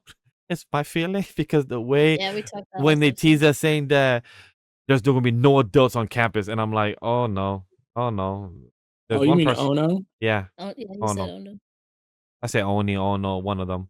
Oh I know no. you. I was like, You oh. said Anya. I was like, what? Yeah, I said This is Oni, not Anya, one of the okay, words. But yeah, tall girl with the big titties that wants to pipe the small skinny girl Ah, see, now you in the got nursing my room. attention. Okay, Of Of who is course. this Oh, hey, girl? Crash, you're awake. Nice to have you on the show. But isn't that okay? I was laughing during, which isn't a laughing matter, but I was just like, "This is so," we get into Look, pedo stuff. I felt. Like, because this Look, is funny. It's just I funny. I beg felt. your fucking Oh pardon. no, no, my yes. lord. the same It was straight scissor. age. They are. No, it's straight just scissor. funny. But it's just one just- had extremely outgrown hormones to Yeah, the max. yeah, Like girl went yeah. from 14 that is 14 to look like she's 18, 19 because of her Yeah, hormones, and you can't do shit about it. But Yeah. it's all about Mm. perception for Poor Fuyamura. yeah, thank you. I was trying to say her name on my analyst I page got right here. you. I'm like, I got for you. bro. Moira and Ono is like, it's tough because you get where Fumura is coming from. She said, oh, I like everyone, but it's because she hasn't gone through the full hormone to understand that there's a borderline. But then she also came up with her own hatred, that how she hates how every adult or is trying to sexualize things is how she saw it. And I felt bad. Like, you see the perception on both sides. Cringy as it may be, but understandable how we see it. For Yes. sure, for sure. That was really sad. Just there is a distance, sadly, with someone who doesn't feel those things. Yeah, I mean that's just it's gonna be like that. It's kind of hard. You Guys, can't. guys. And what's up, man? I was gonna say, like, I know there's so much to talk about this anime, but can we have our closing thoughts? Because we have to talk about the next anime. It's gonna be even more sadder, unfortunately. Oh, Damn, I'm gonna Alright, go to go sleep ahead, then. man. That whole scene. Go ahead, oh my I God. will just say that whole scene was really insane. Like Ono really crossed a couple of boundaries. I hope I don't have to say this, ladies and gentlemen, but like what Ono did wasn't right at the end of the day. No, Forcing someone to strip to try to see their feelings, and that whole situation was Hey yo, it was completely uncomfortable. Like you could tell, like it was just uncomfortable, and even if they're the same age, it was just uncomfortable. Like it has nothing to do yeah. with age, because they are the same age, they go to the same school. It was just an uncomfortable situation. It has nothing to do with age. It has everything to do with one of them clearly didn't want to be there. One of them was clearly being pressured into the situation. And yeah, they're friends. It doesn't change the fact that you have to be able to recognize signs that, okay, maybe this isn't a good idea. And she knows. She knew. Oh no. It's just Ono's desperate for her. He's again. desperate. Like to go back to how they used to be, and sadly they just can't. They really can't. And even Like- Fuyamura even goes to Sanda and like, can you bring her back? You promised me. I'm like, Fuyamura, you know that that doesn't work like that. You know it Yeah. doesn't. Sadly, she's gone. She's not the same Ono you want back. That is your friend, and you go happy go like, no, it's gone, and it's so sad. Yeah, this festival is going to be very interesting for sure. I am very curious how things will go. The Black Santa was really interesting. Yeah. I was trying to look up whether that is a thing, but every time I looked up, it just was an African American Black Santa. Oh my and- god! I search Oh. up too. I'm like Black Santa lore, Is that a- and then it just showed me literally- a Black Santa outfit. It just showed me Black Santa type of nutcrackers. I'm like, this is not what I'm asking for. Right. So I guess this is the original thing, just for naughty kids. Black Santa he is not forgiving children. He will beat your ass up and not give you coal. No, he'll beat you up. He'll beat you up. Damn. Hands on deck. All right. Talk about time to sleep. The end of the world where. Wait, man. can we just right now? We all clocked that he either had the chip or something. We knew something was going on. None of us clocked that he was a full ass android. It's just, and I think Fair. In fact, Neko's like, I thought he was an android, but then I saw the bullet holes. yeah, it's just, it didn't. So because we got juked didn't- out, boys. Yeah. Wait a minute. Out. Are we Look, talking I about the was- MC? Like the MC, like The MC. Yeah, that he's an First android? Episode, like episode 1 to episode 1. Yeah, we're just thinking, oh, it can't be. He's Also, Bossman, stop listening. Damn. Hey, it's Yeah. fine. Maybe me hear you guys talking to you guys maybe might interest me to watch the last 7 episodes I'm behind at on. this point now, I don't know. Because the last time I was on the podcast, which was like a while ago, I was like, if you didn't even catch up to the fucking incest part, don't even bother. At this So- point now, you're way past the trade. But to confirm, Yeah. the MC Akira, he is an Akira. android. Akira. He's an android, yeah. He is Oh, now so we were confirmed right. android. Okay, so we were right because I believe we said we that. weren't right. We thought there was a chip in his head or something. None of us said he was an android. I did. We all Yeah. actually. Okay, Huh? Hold on. I'm gonna go back to a podcast. I'm gonna go back. I'm gonna go ahead, back to a Crash. Go podcast ahead. episode. Go ahead, Crash. I'm gonna Go find ahead, that Crash. data. Who Okay. did? Who are you saying did? I believe I did back then. No, I said chip. I know I said chip. We Yeah, all you and said Grimm chip. Chip, and Yeah. I You was- remember, Jules? I remember we were talking about that. It wasn't that for me. It wasn't long ago, but Yeah, I remember we we were all- saying Yeah. he couldn't. We were saying he couldn't be. We don't think he was Couldn't because of the be bullet holes. I remember because of the Grimm bullet saying that. holes. Yes. Yeah. Yeah. We all said Right. that. Right, because Okay. that's a universal thing. Androids don't have the mimic of like the human person's body, like wounds, basically. And he was in the scuba tank thingy. Why the fuck would an android be on that if Yeah, he's a robot? You see, it would make no logical Alright. sense. At that point in time, there was no context. We were just going based on assumptions. So needed what do we more have context now with the that fill the anime. context? Well, what do we have confirmed now? We have now, based on that. But if it wasn't for Monster Wants to Eat Me, this would be episode of the week for me personally, because one, I know the anime was being for a while, and this is one of the more stronger episodes for me personally. There is a lot to unravel in this episode alone, like a lot of shit. So, first things first, I do not give a about the husband and the wife situation thing. Like, okay, if you cheat on your wife, bro, that's your L to take. Do not expect your wife to take your ass back. You fucked up. You promised to take a vow that for thick or thin, till death you would never cheat or do dirty to your girl. And you fell for the trap, my guy. Now you have the audacity to get on your fucking knees and beg for forgiveness? No. See, she would be nice too. The Lord never forgives. Remember that. So what goes around comes around. You work with Owl. Owl might come and bite you in the ass for that, but that's made context future. Anyways, that's them out the way. Fuck them. Second thing, the girl, Amaru, right? She wants the cock, son. She wants hard schlong for my boy Akira. Like, you don't understand. Like, she's head over heels for this man. She really, really wants this so badly. And unfortunately for her, I'm already calling it here that this is going to be one of those, You're the side piece. You are the third wheel. You will never be the main. How dare you get the fuck out of the lane? No matter how hard you try. Bitch, you're too young for him. Bitch, you're not showing up enough. Bitch, you're not gonna do enough. You're getting saved all the fucking time. You're not giving enough for this man. He is already being raised by the android, not even fucking a human android. You're losing to a fucking robot, a clanker. Shame on you. Like, come on, mommy. If you want to put out, give out. That's her. Fuck her to the side. Now, last but not least, the main reason why we want to talk about this fucking episode and point. So yes, it is confirmed. This boy right here is an android. Who was his girl, his main girl, the original one, Tawasa? Yeah. So I guess after episode 1, I'm going based off what I've seen in the episode. I guess she made him to an android. You saw in that little cut scene, with the sisters and everything. He was there with her. At some point in time between the time that he got shot until he woke up in the scuba tank. So he was there, but he has no recollection of that. Okay, cool. Don't know why the fuck we're not getting, context prior. We're getting that episode fucking 9, but we'll get to that, right? I would agree. Okay. And now we know that Yuguri also knows where the fuck Tawasa is, but she don't want to spill the beans. Maybe she put her conscience inside this girl, and that is her all along. I don't know. Like Neko said, we knew that all along. I'm gonna pull Neko back because she said this last week to me. We knew this already. There may have been clues.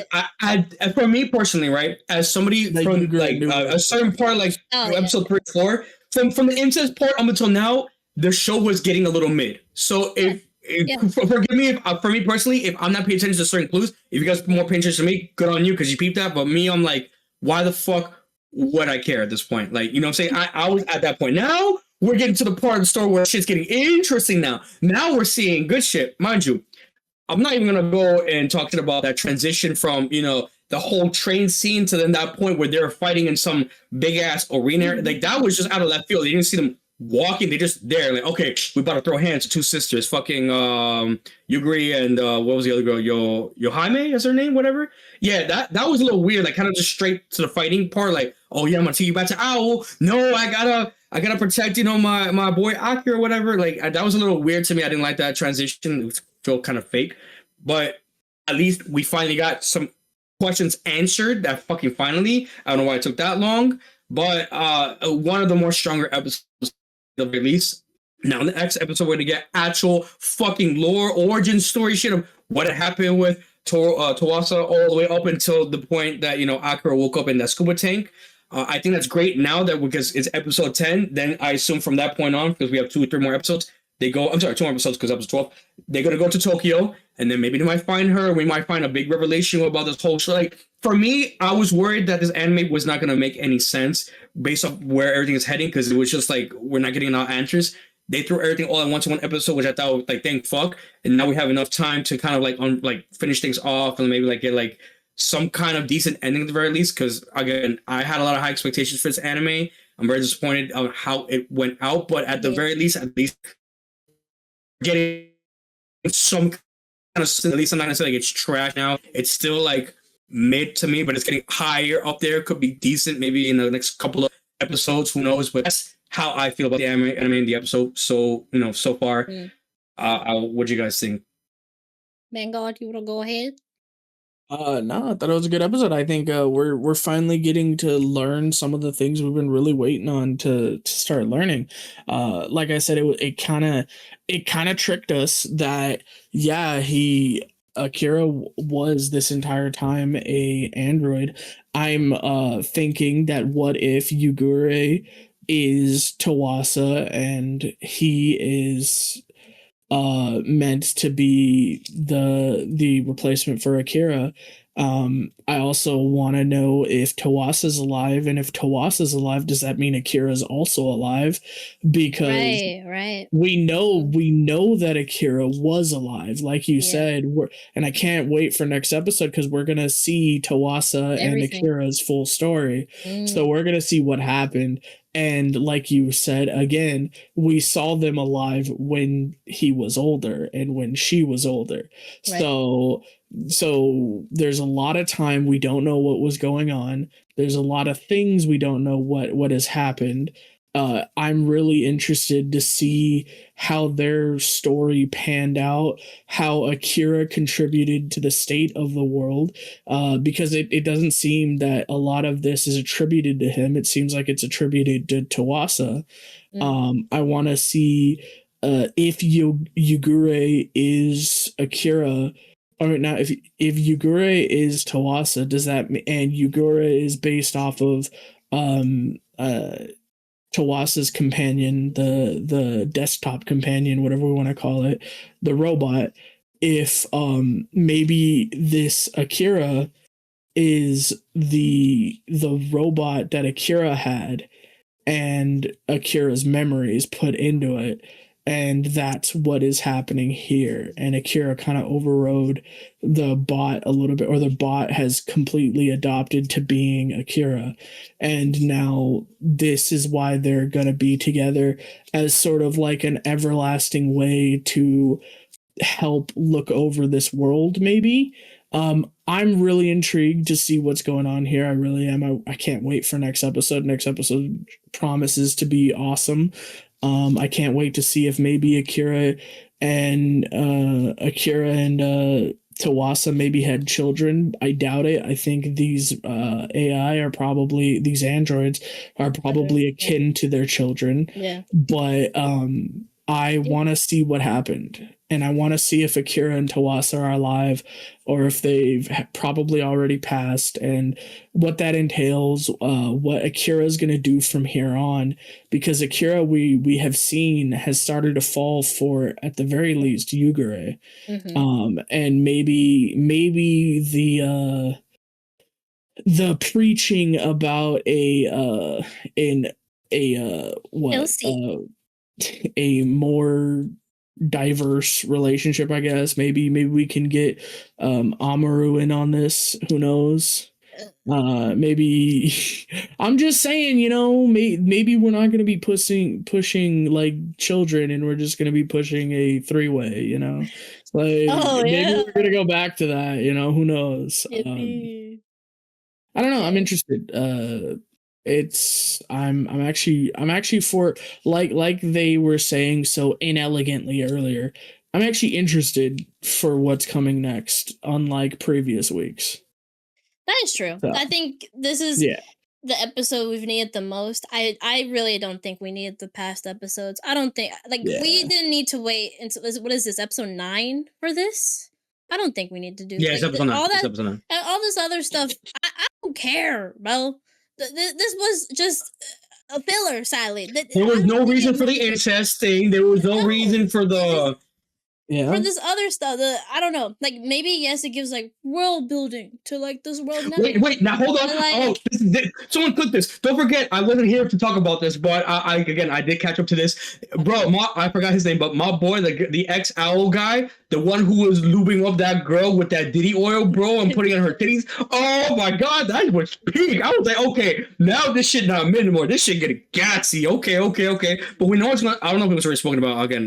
We talked about, trust me, we talked about it. Kinky. It was kinky. But I will say, I don't know. I would say, like, with this, could have been a bit more sooner, not like too early, but at least a little bit. Like, a little bit sooner. Get us a little more hooked, Yeah, like all these other episodes have been like snoozers, sadly, and I don't know. But I will say, like, like we've talked about, like, our Caribbean Android was really interesting, and even him, right? He's going through, like, who am I at this? Who am I then? Like, I have his memories. Like, I'm not him, though. What does that mean for me? What is my identity? What's going on? And like I said, this opens up so much. It makes it so interesting. 100%. So late in the show is like, for me, why? Yeah, I get what they're doing, but at this point now it's like it's the third act reveal, bro. It's the third act reveal. Act 3, baby. But so dumb. You already know. I don't need this late, bro. Like this, like especially with the MS world. Dude, this is with the MS world. Yo, our boss is over here in production. He knows third act reveal. That's when you reveal. That's when you make the big reveals, and we start to learn the huge revelation.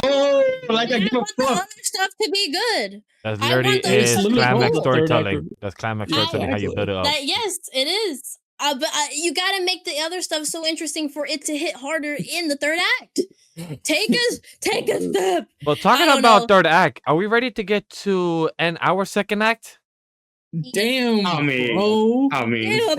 Anyway, I guess. Oh god, let me just say one more Cut off- thing. get ready for episode 10, guys. Go ahead, This is Neko. getting better. I was saying you're saying mid, now we're saying peak. Cállate. Look, I will go real Neko, quick. go I will ahead. say I do love the revelations. We did clock it. Props to Gremlin. I think even before the first episode, I would say when he was saving Yugure, he was like, that was a little quick. He didn't need to do that, but also his reflexes to go that quickly to save her like that. That was a little inhumane, I would say. I don't know. Kermit kind of mentioned that a little bit, and we were like, yeah, that was a little weird. Interesting. But yeah, the Aki review was interesting. Yes, I'm very excited for next episode. Please let it end in a good way. Please, because at least those last few episodes should be interesting enough, because this has been the only thing we've been really wanting, and I'm excited to see it for sure. So, True. yeah. All right, we're now headed to our Okay. act. Romance and drama Romance. and comedy and slice of life. Which So I hear will me get out. to. Yeah, go ahead, man. Hear me out, bro. So I'm gonna talk about Wandance because nobody's watching Go this ahead, no man. more. Neko, are you watching Trash. it, Neko? I'm just behind. I'll catch up. I saw no. cute things of Wanda, which I'm excited to catch up to. So we got this episode. We got a dance battle. That dance was funny, I will say. Dance battle, which actually had some real looking dancing. Like, it was pretty good. The entire episode was 2 different dance battles. Our boy showed his stuff, showed everything he's learned, and really came into his own in a way where they had a hard time deciding who won between him and the club president own, which is something. And it was really interesting. And we had a cute scene of Wanda like tearing up. They're like, "Why are you tearing up?" And she's like, I just respect him so much as a dancer. He's only been dancing like 3 months." And she's like, she tells him that later in the episode too, like, "I respect you so much as a dancer. We could go anywhere together." And that's such a sweet thing, especially to tell Cabo, because he's so unsure of himself, and he really let himself go this one time. He really didn't pay attention to anybody watching and was all in on this dance battle, and it was good. I don't know much about b-boying. If our friend Hermzar was here, he could talk more on the b-boying. yes. Because this is b-boy dancing, if you guys don't know.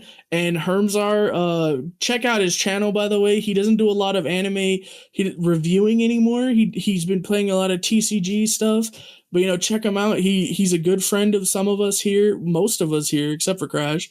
So 100%. yeah, you don't know him, Crash. Like, like, that's the only reason. It's not like I'm throwing you under the bus or nothing. But no, our boy Hermzar, yeah, I wish he was here and watching this with us just this one time, so we could hear an actual person who used to be a b-boy talk about the b-boying, because I don't know b-boying like that, but it was you could tell it was actually b-boy dancing, so But it's really serious, interesting. I'm not considered a b-boy, but I used to hang with friends that used to be boys, and to some extent, I've seen some clips of it. Like, the clips itself looks cool. It's just the way it's animated. It just don't attract me. Oh yeah, Or it's not great. or the show itself. Like, at first glance, we did speak about it, myself and Nate, and I've been. Neko was all excited to get into it, but now Neko, she's obviously gonna watch it because Neko. But me and Nate are gonna pass by, but like, now we're good. It's just, it sucks to hear what Grem is talking about as a b-boy extender, as a near pride person. Just hearing the good stuff about this, at least in our remarks of how or you could have any type of good references. But glad that's at least being good represented. But I watch it, I don't know, maybe if Grem is watching it on Discord and on a Wednesday and I'm actually there, but sucks that it's on a Wednesday because usually those days are with wifey. So that's probably why I don't ever actually get the chance to watch it with. Now that I think about it. I told y'all it was but, trash. Y'all don't listen to me. I don't know why you guys don't listen to me. Don't watch the fucking anime, anyways. Anyway, Oh. moving on to Mechanical Mari. Last week I said, "Oh my god, are they gonna find out?" And guess what? Oh my god, Arthur found out. He went and found out that Mari is in fact not mechanical. Figured out that Mari is in fact a human flesh and blood person. At first he thought it was propaganda, like someone was trying to lie to him and tell him like that she was a real that she was a real boy and stuff like that. But at the end of the day, he ends up hearing the conversation that's like, hey, this is a betrayal to him, even if we're doing this because we care about him and we want to save him. At the end of the day, we are lying to him through our teeth about this, and if he ever finds out, you will have to leave his service. And Arthur makes the decision right then and there that he's gonna forget he ever heard this conversation. That as far as he is concerned, Mari is still mechanical because, well, he's in love, and so is she. So I can't wait to see what happens. Maybe there's gonna be a point in time when Mari is forced to openly actually reveal herself to him, and if that happens, what will that entail? Yeah, I it will was say just sweet to see too. It was like, even with him finding out, like he's like, she's the same to me. I love her. Like, I don't care that she's not a robot. Like, I love her And for who she is. he was a little bit mad at first, Yeah, and then yeah. he heard the He- conversation behind his back, and he's like, damn. And he started she really does reminiscing, care. right? And like, he's like, no, she's been a real one since like ever, and I love her for who she is, and that's who I fell in love with. I can't lie about that. I can't hate her for that, No, no. So I'm Go interested, ahead, Babash. Yeah, Bash the stampede that caught up. Yes, yes, yes. He's not caught up. Don't be dumb. Not caught up. But Oh I my want to God. give credit Crazy. to Grem and say I was wrong about the show by judging by the title and what I thought it was gonna be, and I'm actually turning a new leaf and actually impressed by the show, and I'm actually hooking in and into their love story. I'm actually bored we can cut up and actually 9 happens and for you to That's good. know exactly current number I'm on official watching episode 4. By Crunchyroll, I'm on Oh. episode 7. So Yeah, we heard that last week. Yeah, we need to. Yeah, we need you up you there. haven't actually watched anything. no. I've actually Oh, watched. no. No. I just want to Uh-huh. re-emphasize that I've watched right. from 0 minute mark to end a minute mark on those This 4 motherfucker. episodes. Watch Right. Crunchyroll Right. thinks Right, I've watched all 7, but I'm just No, we know giving. that. You know. said this. Yeah, you told us this That was 2 last weeks week. ago, and No, then it was last week That again, was last week. and But then Last like I week, said, it was it was I did 2 watch weeks ago episode too. 3 and 4 this past weekend. Oh It my was God. good. I actually liked the It was good. opening as well. By the way, Yeah. very It's cute. really cute. It's like Um, old. It's like it reminds me of like old rom-com. Yeah, and Mm-hmm. Mari 2 was hilarious. That's one thing I will Yeah. also mention too. The way he just lets it slide and then thinks like, yo, Mario 1 and Mario 2 look so similar. They're just an upgrade. So I'm like, similar. I'm like, They're yeah, actually the same person. I yeah. don't know what you're talking about. That's I- what got me. I'm sorry. It's just like when I first saw this episode, I'm gonna just state it right now. Talk about it. I had to give myself a suspension of disbelief. There's no way this man is this gullible to He's so disbelief. stupid, bro. He's There's no so way. stupid, Because bro. even in episode 4, when I was watching today, and especially of the butler, I assume that's his role. He was literally just peeping through the door, and he's like, he's not gonna believe it, right? He's not gonna believe it. There's and then no secondly, way he's gonna he does believe it. believe He does this, believe it. right? And I'm Yeah. like, He believes. bro, this Arthur guy is supposed to be the man of the like household, this entrepreneur, this the son of the bastard type of shit storyline. All right, cool. But then it just doesn't compute in my head. I'm supposed to, of course, I'm a cheer for the relationship. Adorable. But the little one fraction to show me that is he that stupid to believe us that we're supposed to see him as a leader. He's smart as the household, but then he makes it Love look is like he blind. don't. Thank you, Yeah, thank you. I Love don't- is so I don't blind think- that he can't I tell think this he robot wanted is to not be a robot. tricked. I think he Thank you. wanted to be tricked. I think he just wants to tell himself that that's a robot and android. That's what I'm telling myself.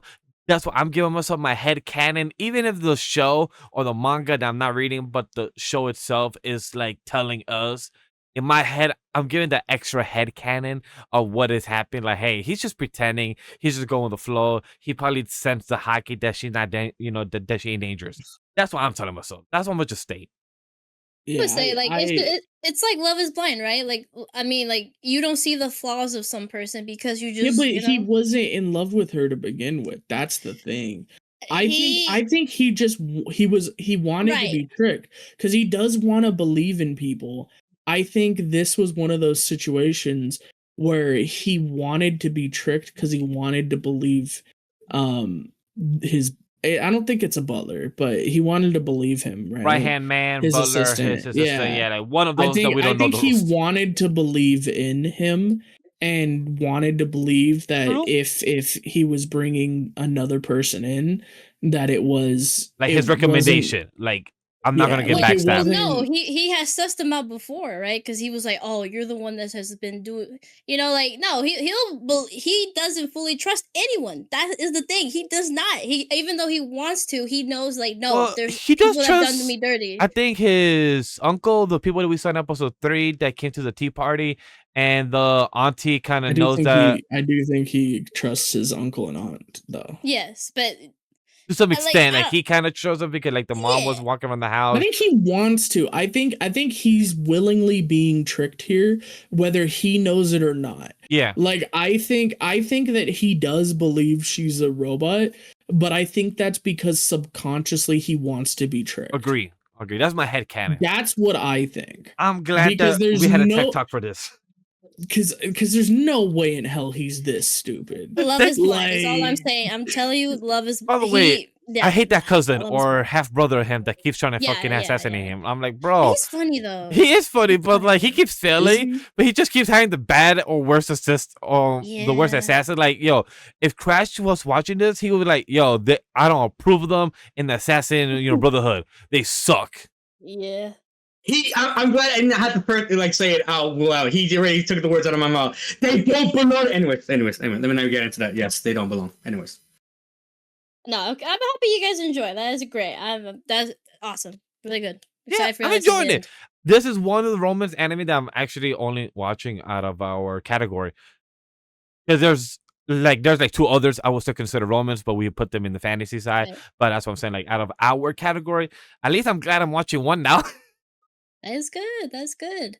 Also, props to them finally getting rid of the AI little stylized images, which that was the controversy with this at first. That's why there's not a lot of people watching it because they were boycotting it.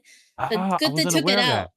Yeah, good they took it out. We mentioned it in the first episode because I really liked one of the pictures. I remember you guys were talking about yeah, that's AI. Sadly. And? Yes, was the trailer. Yes. It was a good picture. But all right, let's go into my Awkward Senpai. Sorry. I mean, did we want anything else to be mentioned? I think that's it. But if not, let's. Does anybody have anything good to say? Because I'm about to shit on this fucking. We already transitioned. We here. No, he's talking about that Awkward Senpai. He does not like. Yeah, if you guys are gonna me write it, by all means, because I have nothing good to talk about this trash. It's not made. Go ahead, it's buddy. Fucking trash. Okay. Go ahead, buddy. Okay. Again, one of the more better episodes, but it's still made. Like I don't understand what you guys want to say about this anime. That's like, oh my god, it's just like Crush Your Work. It's not. It has never been fucking good. I give a fuck about the romance for these 2 people, bro. Oh, I helped out with the maid cafe. Now we're going to the sauna thing. Oh, lo and behold, in approaches this new character, episode fucking 9. New character from fucking public relations or whatever the fuck. Or planning whatever. And mind you, it was a trap. I already peeped that. Thank fucking God. Because some people didn't even realize that, but I'm gonna get to that in a second. Fucking trapped, right? So you see 2 different versions of 2 different perspectives. You see the main girl see, the love interest walk away with some girl on his shoulder. Oh no, I'm jealous. Oh, how do I feel? My heart go doki doki. Fuck that shit. Then you see the guy oh, the love interest of mine, it's some other guy from public relations slash fucking posting or whatever. Oh, I'm jealous. Oh, my heart go doki doki. We don't give a fuck about that shit. Oh my god. So man's like, you know what? Nah, let me run it back. Let me talk to this man. He's like, oh, I was talking to Shorty. She was talking to me a lot about you. Oh, by the way, we're all gonna hang out at the sauna, and I'm also coming too. What say you? So he's like, no. I'm gonna stand on business. I'm gonna go over there. I'm gonna go early, and I'm gonna see what the fuck is up. And all you fucking see is just fucking, I'm gonna go to the sauna this. We can't talk that. They have a little like moment where they're like, they relate to each other. They understand each other. You're like, oh, don't forget about your curly ass hair. You gotta straighten it, whatever. They have straighteners there. Like, I give a fuck about all that shit, bro. I want to see confessions. I want to see kissings. I want to see this man fucking grow a pair of fucking cojones, fucking bend this fucking girl and rail her and show us how fucking adults do it. Fucking this high school shit as adults, I'm sick of. I give a fuck. And damn right he fell for the traps. Because, bro, how the fuck you didn't realize this bitch was a girl, bro? How the fuck did you not realize that? Shame on you. Now you're looking at a whole bozo. Now you're doing sake like a fucking bozo too. A whole ass clown, bro. And now you make this girl cry. Shame on you. Anyways, trash this anime. Skip this shit. Rent your girlfriend manga a lot more better. Anyways, I don't care what you guys have to say about it. But if you want to say it's a lot better than whatever the fuck is out there, by all means, go ahead. Oh my god. Anyway, now that the incoherent baboon is done speaking, I said I was gonna stand on business. Hey, go ahead, man. Go on. Nah, so we get to see a bit of jealousy from both of them. Like you said, it is really cute. It's cute. But it's cute. They're all jealous for each other. Like cute. I'm pretty sure isn't this Kamigawa's senpai from like before? Yeah, yes. this is just her senpai. It's not a new character. It is the same character, just back now. And to be fair, if you didn't clock the names, it's pretty hard. Okay, maybe yeah, you're right. My bad. Yes, you're right. My bad. You're right. Yeah, it is the senpai from yes. Yeah. Go ahead. To be fair, if you didn't clock the name, it would have been pretty damn near impossible to know that she was a she. Because she presented it was so obvious. I mean, for me, it was obvious. I don't know about everybody else. For me, I don't know. I don't know. And I usually never fall for traps. I usually am the one who's like, oh, wait. Oh, this looks fire. Oh, that's a guy or that's a girl. I'm like, oh, wait, what? I usually... It seemed more to me like a not like Hisoka, but like one of those... one of those allies at work, one of your friends that's a little fruity with you, that's just maybe a little zesty that comes at you and goes, hey, I know you like that boy over there. What should I do? What should I do? Should I go say hi to your bro for you, or should I pretend to date you so he gets jealous? Like that. It seemed like that. And from onset, it was never a deal. Like, I never felt intimidated by this person. I always thought that she was, before I knew it was a she, right? Because I got tricked, right? Before we knew it was a she, I was fully feeling that he, or now she, was just trying to get Kamigawa's true feelings out of her to understand and like push them together, because it's so clear. It's clear as day that they both like each other. So now it's like, now we gotta like push y'all two together so that we can have next season be Crush at Work. That's what you're expecting so much. This is season 0 of Crush at Work. Before they got together. And we finally had a drunken scene where they both told each other how they feel. They both pretty explicitly said how they feel and how they weren't happy with the situation and this whole thing. And then homeboy, when he's finally sobered up, gets bitch slapped by the way, I'm going in the girls' bath by them. And he goes, what? Oh, the biggest plot twist. Who the fuck couldn't see that coming? Oh, it's actually a woman teasing the band. Like, come on, guys. Come on. It's 2025. It was kind of relatively obvious, at least for me. At this point, I don't know what to tell you. It's fair. I don't know, man. And now, but let me just say. So what? Next episode. Oh, the sister, of the guy. I don't remember names, please, guys.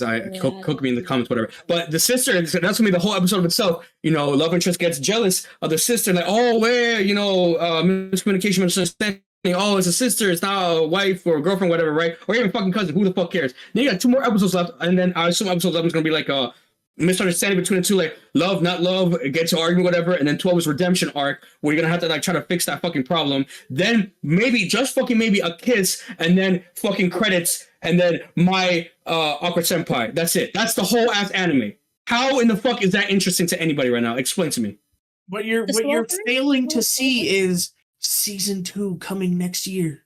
That's what you're failing. I would rather watch a Crush at Work season 2. To see. No, I'm not. I don't know. If I could, I would drop this shit. The only reason I can't, guys, is because completionist. I have to see the ending of this dog water. So, look, at least you guys are enjoying it. At least you guys are enjoying it. At least, look, we're getting stuff like at least more sooner than later, right? Like, that was a good scene with them actually, like, at least saying something, even if it was drunk, right? And just we're seeing a lot more how closer they're getting. That is adorable. I love seeing moments like that where it's like slowly but surely they're like getting closer and stuff like that. Look, I'm sure I want the Crush at Work goodness too, but I want to see too how we get there too. I like to see that little development, and I like to, like, she, since episodes already, she's really like comfortable with our boy, always saying like her like accent, like letting that slip really comfortably, and just again, like I mentioned, she's more expressive now, like her senpai mentioned. She's like you're very more expressive now. I'm very happy for you. Like, this is a growth for herself too, and also just the relationship. There's so many aspects that is really sweet that I really love this episode, like, because it put everything all in one. Of course, the jealousy, the normal thing where you're like, what's going on here? The wing. Hey, I was showing you. I don't like that. Who is she? Who is she? That is just all those stuff that is really sweet, and I'm excited for next episode. We'll see how that goes, but I think yes, it isn't as crazy as Crush at Work. It's fine, but I think it's the developments is what matters, and that is what matters to see in the beginning of someone's like relationship. Is just how they actually like get to that point. Next season, it will be Crush at Work. See, next season's gonna be the season where she goes, "I want to see you," and he's gonna come up, and she's gonna be riding him with the lingerie, like in Crush at Work. That's what the people want. That ain't me. I'm saying that's what the people want. Damn. Next season, bro. That's what you're not getting. We couldn't get it now. Like Crush at Work. Why you gotta get the relationship established first, man. Like I'm gonna pull a Neko's mom. I'm skipping the first season. Season, so I want to see cheeks clap. But anyways, that's just me personally. Anyways, right? Call back. Actually, I lied. That's probably season 3. Let's be real. With these two, it's probably season 3. But look, you know what this next show has done? This Nothing? is my for the week. No, oh my god, my heart! Yano-kun. I'm dying! Oh, my heart! Look, let me explain to you. I don't understand it. Please tell me. Every time I see you and every time I try to hold your hand, my heart, it just goes and goes and goes and goes, and I don't know what to do. Oh my god! I'm gonna die! I'm gonna die! Look, of course, we have things and Gunner stuff to, like, we get these feelings, right? But for someone who is just a pure boy, all these new emotions is just new. And it's so sweet to see him, like look at her so lovingly for both of them, right? But of course, she's a lady, so she's already, like, a little faster in those little emotions. But for him, he's always been alone. He's never had, like, interactions like that. And this is the first time going out with someone he loves. And it's so sweet just how still, that we're not having typical, like, oh, like we're mocking Grimmin, but at least he says what he feels. He's like, hey, you look really cute.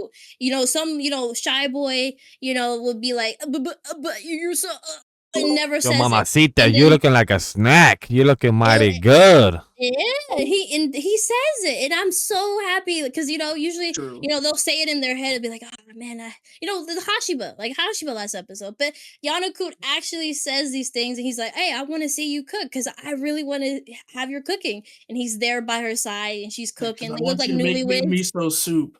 He's like, I want you to make miso soup for me, girl. Which, if you don't know, by the way, that's a proposal. By the way, that Hey, line is honestly, straight up a proposal. they look like Oh my they god, is they that what that means? I'm Yeah, no, retarded. straight up. Because you make miso soup in the morning every morning. Mhm. So if you're saying you want my miso Yep. soup, that means you want to be with me every morning, which means you want to Yeah. be I drink that every time. I mean, I love miso soup like in my ramen. And there was a joke about that in The World Ends With You. If you played the Nintendo DS game, but it was a joke that just slipped my mind. And to this day, I still didn't put two. Wow. I've Well, you learn something new, It's guys. Just It is commonly used as Yeah. a proposal. I only know this because of other anime. So the more you know. which one was it? Oh, I don't remember. forget. I know it was in Food Wars, I think. I think because Was it? Soma. Because I Arena. think Soma might have said something to Arena you're about right. it. You're I right. think It was on Soma the might have train or said something. something. I don't know. It was somewhere around. She's like, I make a pretty good piece Oh, of I soup, and he's like, oh, He's like, maybe I want to okay. try it. And But she's he like, doesn't think of it like right, and Arena's thinking of it that way. But well, I mean, they did get married, so at that time, someone he's Yeah. about the food. He don't think like he's like Goku. They thinking got sex is the food. worst part is they get married. Wait, this is a tangent, but the Yeah. worst part is they get married because he just wants to beat her. Not like that though, not in the bad way, the good way, the competition. Yeah. Anyway. Yeah. Of course. Oh my god. But no, I will say I don't know, this was really sweet. Just having an episode of Yano-kun just indulge in all of that sweetness with Yoshino and just having their first study hall day. They're all getting fancy. Him like fixing his hair real Bro, nice they are and him such worried about it. dorks. They're Both of so their dorky. wingman and wingwomans was freaking out their gourd, like saying maybe, bro, the outfits they had Yano in were like K-pop Yeah. and like it was so crazy. Because it was funny too, because they were like, "Who is this?" I'm like, "For real, like who Is this this? is not They- Yano-kun no more." They had so many different outfits. I feel like there were a couple of famous outfits. Like there were several really famous outfits being used. Yeah. And it was like, really, is that what we're doing?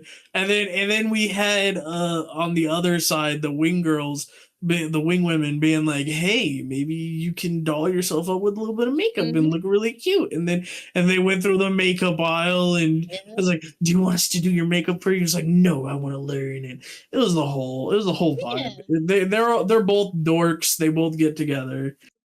It was cute. It's sweet progression of the relationship, of course. Like I don't know. I really love it.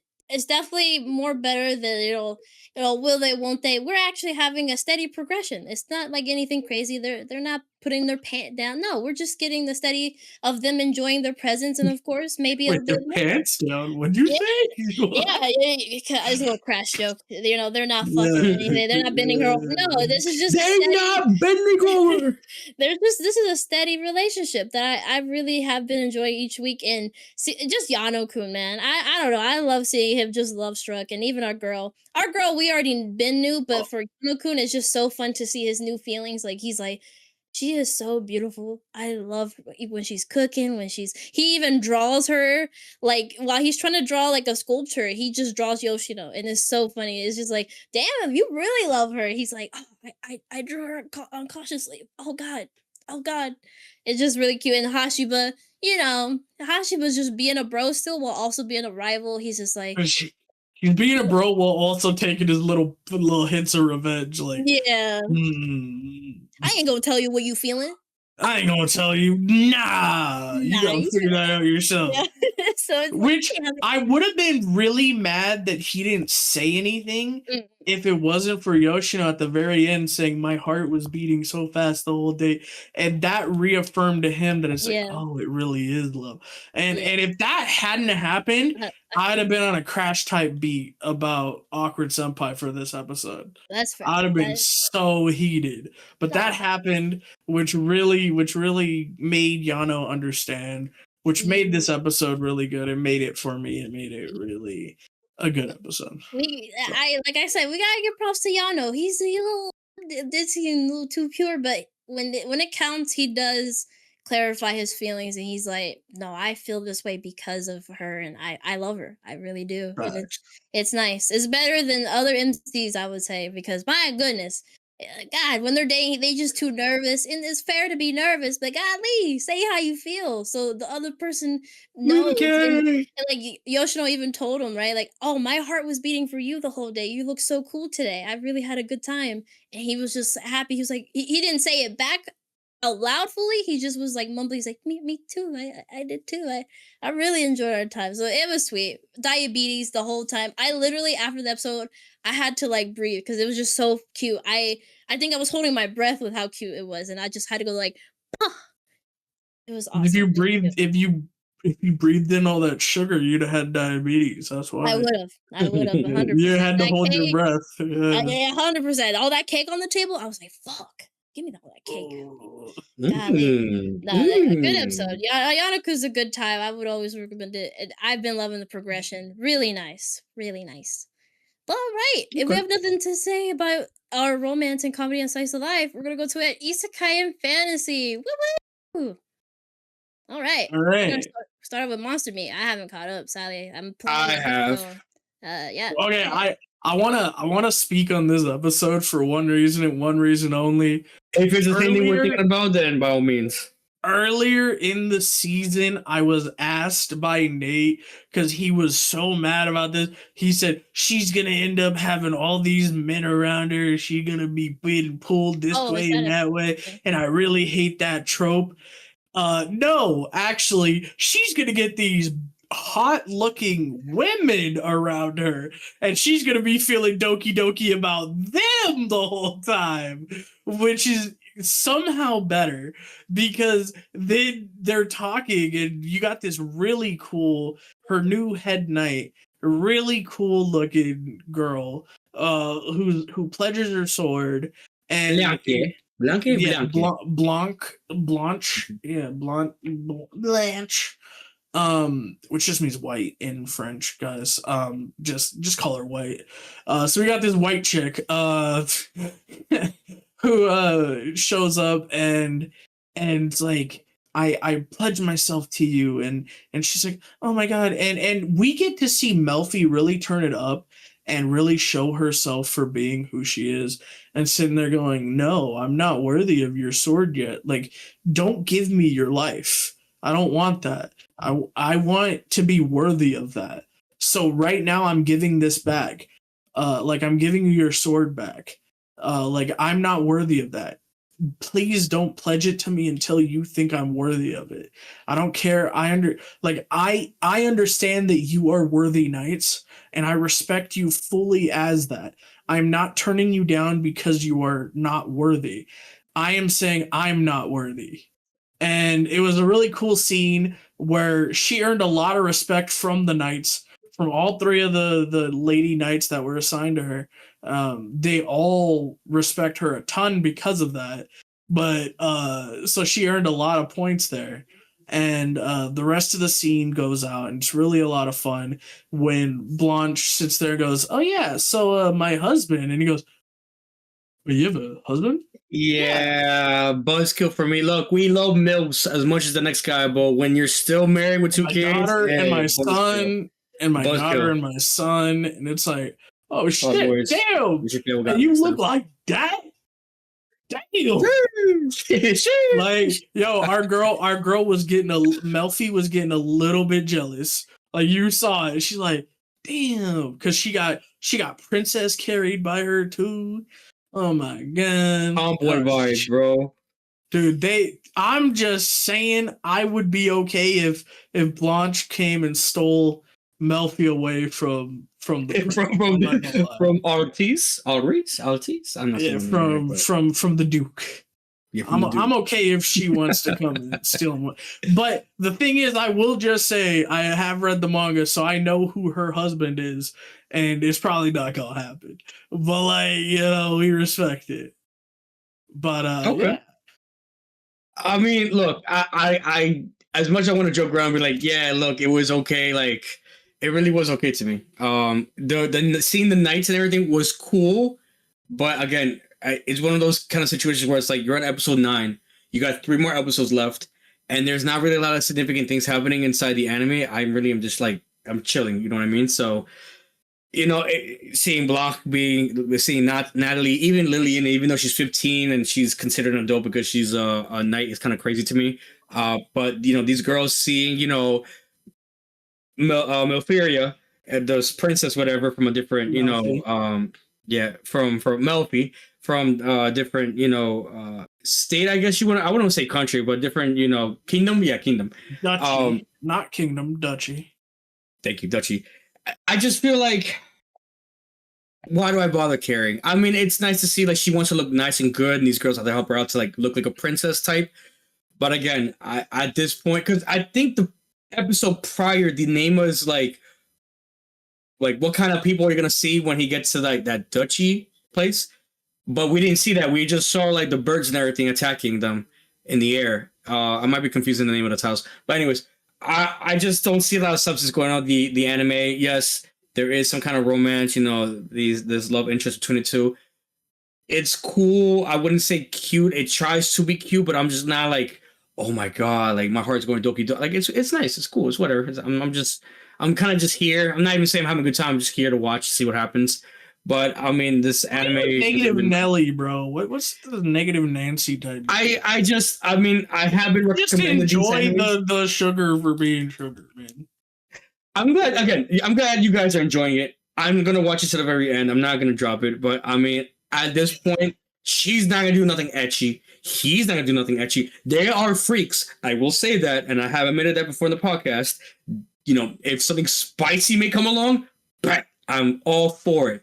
But we are on episode fucking 10 next week. Need to just watch more hentai. Like, that's what I'm learning. Like, just watch hentai if you want spiciness. Right? We're here for the cute vibes, alright? I'm tired of cute. I want something dirty, and I know it's possible. Go watch some porn. Anyway, moving on from Monster Meat, we have Who Made Me a Princess, episode 12. This episode, not a lot happened. Not much happened. Let's just be honest. Thank you. I'm like, bro, not much happened. This shit was not much happened. It was more like a canon filler. Okay. It wasn't canon filler. What we got was Janet finally being allowed into the castle. Her meeting the king and being told that if she wasn't our girl Athy's guest, that he'd have killed her ass. Whoa. Chat. No, he didn't say murder. No, he said you would have left unscathed. You would have left hurt. He said you would have left hurt. Lucky my daughter invited you. And you're a guest. Otherwise, I'd have cut your damn head off. Like, just again, like those words were not said. Cut the head off to his own daughter. No. He said, and I quoting here, that if your ass wasn't invited by my daughter, I would have went all Disney Twisted Wonderland and off with your headed ass. I love how he says by quote and don't even say the quote. Who is you? I love how he just quote. That's a quote. You can quote that. That's what he said. Understood. But look, I wonder how is this gonna connect with Jeanette in the next couple episodes. How they're gonna end off with these last 4, because this is how is she connected to the dark magic? Because we know she met up with the king once, and the dark magic was attached to her, and then we know Jeanette touched as well at the tea party. So my assumption or theory, not sure if Grem also picked this up or has the same theory, or I'm just here by myself, but I believe Jeanette is the one. We know. Yeah. It's not her fault. She's being used, but basically it's the same thing. It's the same plot as before. From at the perspective, but now it's on Jeanette's perspective, right? No, I mean, it was always on Jeanette. Jeanette was the device to deliver the curse, the black magic. It was just that she didn't know about it, and she doesn't know about it. They're using the Duke, whatever the hell he is. He's using that guy in the black mask to do some kind of spell on them. And Lucas is slowly finding out from what I'm seeing as well. Lucas is figuring that out, which I have a note here that says wait, Lucas is gonna be the reason that Athie doesn't get punished this time. Like, I don't think anything Athie's doing has a real effect. Like, it had the effect of getting Lucas interested. And I think that was enough. Because now that the curse plot and the dark magic plot is happening, Lucas is the one finding it and taking the traces off of Athie. Lucas found and took off a trace of Athie. Lucas found a trace on the king. And now Lucas is going to go and look around because Lucas is like, wait a second, what's going on here? Now I need to like figure something out. And I think in the original timeline, it probably happened exactly like this. And because of the traces of dark magic on Athie, that's how they get Athie thrown out and exiled and, well, killed. Right? I think that's what is going on here. Agreed, because we know that Lucas is the great powerful wizard, and it seems like he also has a fan club, which was hilarious because it seems like he has rumors of He's how a wolf. yeah, he's a good looking crimson eyes. We also Y'all have see me in the episode? Oh, y'all saw me in the episode? Yeah, that was me. Yeah. oh Yeah. yeah, you was definitely fanning over him. Also, you seen that you was also fanning over our snow boy Ezekiel. I hope I pronounced his name right, but yeah. Yeah, no. And over the crimson. Oh yes, bloody and they find knight. out his nickname, and he And was you laughing in see the him- corner. You see him in the corner shaking Like, like he hates the name. Like, why do they call me that? He's Why? like, oh my god! But I just love it that I love when characters have a nickname to show how like deadly they are and like, Yeah. how menacing. Yeah, you know what, that works. And I just love how he's just laughing, like, is at the like, oh my god, I never he knew wasn't it. laughing. He was embarrassed. he was Yeah, embarrassed. yeah, He wasn't embarrassing. laughing. Well, laughing to me is very vague, so laughing, He wasn't embarrassing. laughing. No, in the show he Just was not shivering. laughing. He was shivering. From the Shivering art from style, embarrassment. it just looked like No, he was shivering, bro. like I He said, was from my not perspective, laughing. with the way I saw my visual, I saw that he was laughing, giggling in that. I saw it as embarrassing, yes, but just the way they drew it, I just looked like he was laughing. But I knew it meant that he was embarrassing, that it was cringe for him, like, oh, to hear his own nickname. Well, I get it Yeah. because you see shiver, you think laughing, but sometimes it's embarrassment. Yeah. Yeah. Other than that, Shiver me timbers. I'm I'm curious to happy see. you Hey, enjoyed the episode. Anyway, moving on. Wild last Wait, boss appears. Wait, before we get into the wildlife, wildlife spots, because I know we're still in the honorable mention. I want to add a few line that doesn't need a full segment, but I still Oh want god, to you're gonna bring actually. up the assassin one, aren't you? Yeah, sure. Oh, why? There's There's a very specific reason I didn't put that shit on the fucking list. It was Yeah. made Hey, for don't me. Go worry, ahead, because you hey, gotta shout it out, this was shout it out. honorable mention for the conversation. This is my honorable mention. If we spin off into conversation, great. I just want to say the cooking, our boy Fel and our boy Makoto. Good luck for your next couple episodes because you're gonna be getting extra XP without you realizing it. Because these gods just want to open their own fucking town bar, tenant, like do whatever and abuse your power from the other world. So I just love that. I know Fel don't give a fuck. He said, "Hey, as long as I'm fed, I don't care." Literally, though. Incredible. Yeah. I feel bad for the audience. I have not kept up with the Disney show. Not sure Grem has, but I still have not watched I since have. episode 2. Oh, okay, You yeah. just caught up today. Oh, you have. Okay. The Are you last episode, yeah. are you gonna bring it up or not really much to really bring up anything to say? Because I was just a Star pause. showed up. The entire episode, they were trying to make a tart. Also, Scar showed up. Oh, That's it. was he hot? Yeah. I mean, yeah, he's also just a little bit murdery. Oh. If so, Just a seems like little bit. very. I mean, on point? typical Scar. Yeah, Yeah, know, I he's feel like hey, very you on wanna point get on on that. my territory, bro. I'm trying to sleep, bro. Get your ass Oh. in here. The other show I want to give a shout out to is man asked for one final thing. As always, she's giving them hands, but we found out more story lore and people is divide and conquer. And this flaming hot prince takes no as an answer, as a yes, and he also decides to spread rumors that he has a wife or like a future betrothed. So like it's crazy. Talk your shit, right? My fire prince, do whatever you want. Don't give a fuck, right? Yeah.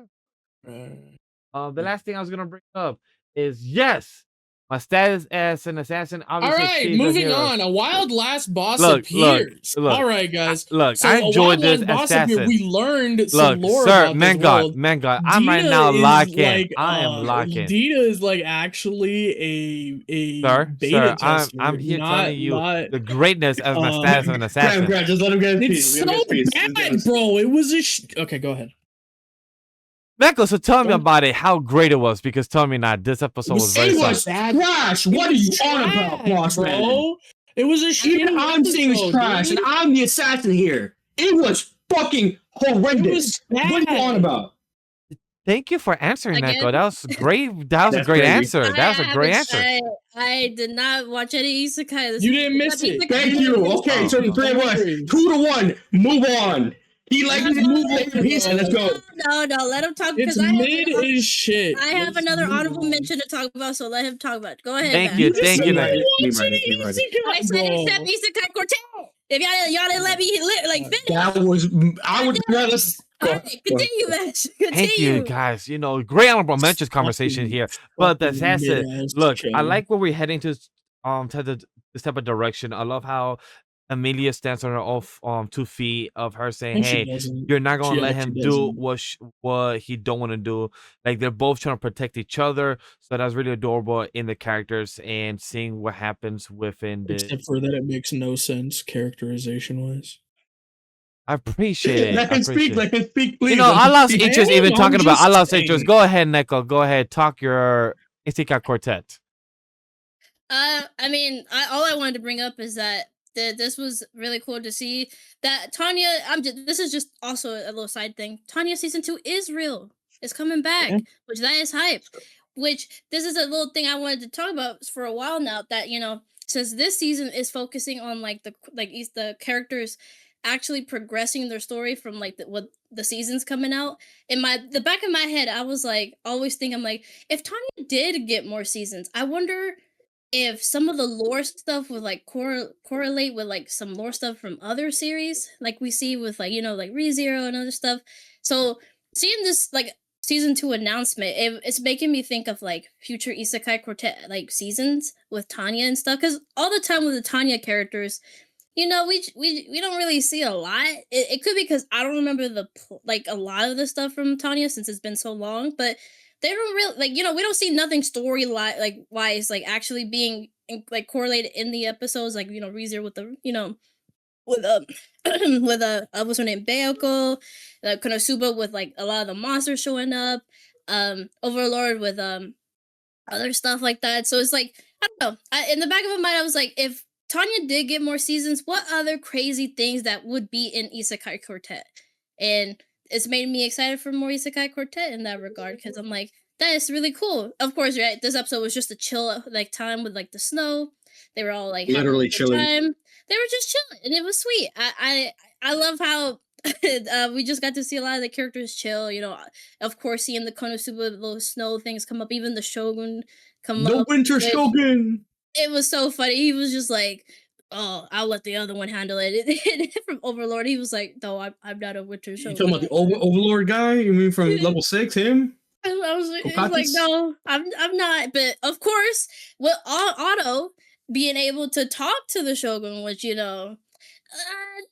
things with Otto, since we even see in season 3 or 4, I don't remember anymore. But yeah, I'm not, just little things here and there about Otto. Why is he able to talk to them spirits? Interesting. But little lore drops here and there, which is really fun, as they always like to tease. But that's really what I just want to talk about. That Anya is coming back, which is exciting. So I need to do a rewatch myself, because it's been Tanya season 2 is coming back. So You said Anya. no, I I heard said Anya Tanya. too. Oh, okay. The T. I said Tanya. It was probably my mic. I heard But Tanya. yeah. So yeah, I'm excited. I love Tanya. It's just sadly, all these other isekai have got sequels before, So I'm really curious to see what else will Tanya do in Isekai Quartet now that she'll get her season 2. that Yeah. that we're seeing that there is progress in Isekai Quartet when there's seasons coming out. So what is going to happen to Tanya when season 2 comes out and the Isekai Quartet season 4 comes out? So that's what makes me very when she excited. goes full lolly Hitler, like actually. I don't know what happens in If she I don't not know playing what the piano I don't know on either. I fire, don't bro, know like either. Phil Collins, bro, I'm gonna be pissed. This shit better go hard season 2. That's all I gotta yeah, say. I don't know. That's I don't know. I'm very excited. I need to rewatch it for sure. All I remember was her always having to press the buttons from that scientist guy that always liked to fuck with her, and the guy, like, that's all I remember really. The characters, Being like, they're X. cool. Yeah, so that's all I want to bring up. I'm excited because it is going to correlate well with Isekai Quartet stuff in the future. That Dude, is I'm all. down. I'm down for a rewatch if you are, because I had to rewatch season 1 now because I had to watch season 2, and that's coming out 2026. So that's Yeah, going to be a next year potential already. binge chilling watch. That with everybody that here might off be a of it. watch along with everybody. That is will 100% be. maybe not Vash, because he has so many things on his plate. Yeah, it's okay, Vash. But maybe the rest of the team. It's okay, Vash. Yeah, you'll get okay, we'll get Vash. there one day. But all right, if we want to, either you want to go back to that, Vash, or we can continue on with Wild Last Boss Appears. Yeah, let's continue while I was boss of here. Right before I get interrupted again. So let's just get straight to it. All right. Who's Yeah, watching go this? ahead. I guess usually Nate's here, but everyone's watching it except you. Yeah, except you. I'm not watching mid. Go on, guys. Tell me how great this show is. This is actually Yeah, not mid. go ahead. This is actually entertaining. We finally have the confrontation of a beta tester of Kirito versus a. Yeah, I was gonna say that. Okay. Kirito is a real gamer though. This chick's not a real gamer. Oh, they're not. They suck horribly. This person is pretty bad. horribly. We have Dinah. There's actually two characters.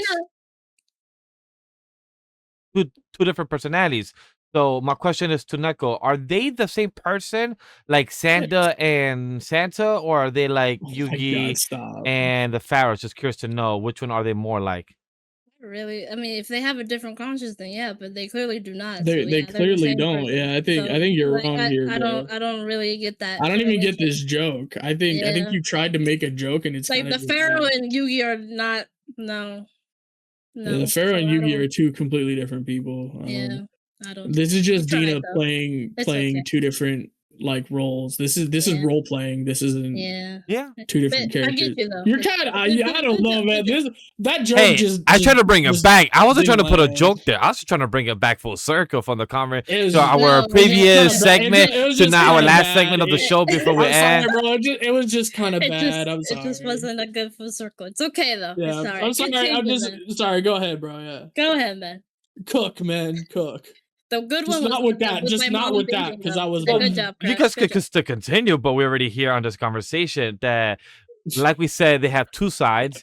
The interesting conversation is that Luffy didn't really give a fuck. It just wanted to know answers, and that's something that I like. Luffy was like, yo, okay, what's your end goal? What are you trying to do with this? Literally though. You told me that you did this. You told me that you're trying to get me to fight this. You're trying to have me fight the Devil King. What's your end goal? Because at this point, you sent a whole fucking meteor to destroy the whole town. I had to go fucking ballistic with a high damn fucking super kick. Like I was watching fucking Rock Lee out here, and I'm like, all right, cool. You're gonna do a giant kick to this fucking meteor.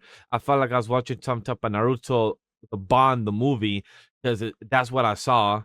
Still cool scene.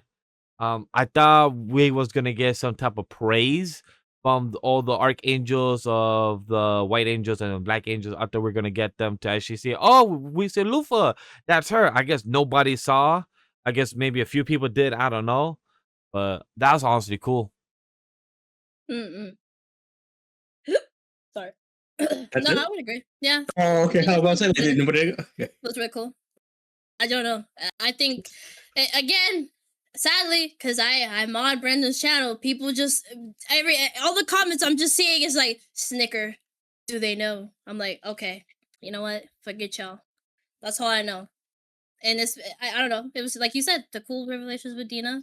Luffy's just being like, but what are you doing though? And so we will have to see what's up with Dina. She's sus, like she's been, but now extra sus. It's like, What you gonna let I us feel know? like she's a little bit less sus. But it's kind of like the phrase is like keep your Mm. enemies closer. Yeah, I don't Yeah. know if she's an enemy. I think we actually saw a line, and maybe y'all didn't pick up on this, but we saw her explicitly ask the question, "Are you an enemy?" And Dina said no. No, yeah, exactly. But Luffy still don't No, trust that her. was She still no, don't know no. what's her intention. Right. We don't know her intention, but we know for a fact. And Luffy said, "I know for a fact now that you're not my enemy." And that's all Luffy needed. And I feel like that takes away so much more sus than it adds. I don't True. know. No, that's a good perspective because also we need to find out how we're gonna end the last 3 episodes now with the show because we also have a random hero appearing in a different type of nearby town or kingdom. No, back where Luffy was summoned. Yes. Yeah. All I know Okay, is that, there's the nothing future else? one is gonna be very interesting ending wise. So yeah. For sure. Well, right, the ending of this anime was perfect because while last, yeah, that's the last thing we're gonna talk about for the animes of this week.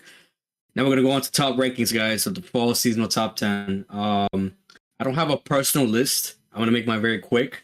It's on order because again, I was burnt out. It will be 100% more up to date next week for week 10. But what I have here, Isekai Portrait. I got 7 out of 10. Nothing special. My assassin is assassin. Low 9 out of 10. I don't know why I wrote that. Chisosi is a ramen bottle. Is going to be coming back next week, so stay tuned. I missed the anime. That was top 10. Didn't he say it was mid? Didn't he say earlier? It was. I don't remember why, but it low 9 out of 10. Low 9. That It was probably the episode before. make no sense, Crash. The episode before was fucking amazing, bro. That was Assassin's Creed shit. Fucking using the hidden link. Then this whole shit with the fucking the whole festival, like, oh, the demon daughters hear this. Oh, the girls rewriting the fucking assassin that. Now, I remember the fucking silent assassin shit. That got me. Anyways, Shut up, keep talking. We could have talked about it. My Awkward Senpai, low 8 out of 10. This monster wants to eat me. That was my episode of the week. Didn't really want to talk about it, but low 9 out of 10. Below Assassin, which is crazy. Dusk Beyond, End of the World, 8.6 out of 10. Past the Monster Meat, 7 out of 10, nothing special. And finally, Togenaki, 8.5 out of 10 for the last episode just came out. That is 7 animes, I think, I caught up. So we'll be more up to date next week. Who wants to go next on the top 10? I'll follow up. I will say Gachiakuta is definitely in my top. The Princess of Who Made Me a Princess, episode 12. The Dad is a Hero, Monster Spirit, I'm a Reincarnator. And as well, one of the best SEKAIs of this season. My status as an assassin, obviously hero. May I ask for one final thing? SANDA as well. I will put that up there. And while last boss appeared. And Tougen Anki in the bottom there. And as well, Digimon Beat Break in the bottom as well. And I would like to also honorable mention Mechanical Mari just for me catching up on the last 4 episodes. Okay. I guess I can follow up with basically all of these are one. All right, that's all I would say. Gachiakuta, SANDA, Yano-kun, and Anya. My bad. Spike's Family. There you go. That's not bad. Manga Grem? I got Wandance was a pretty good episode this week.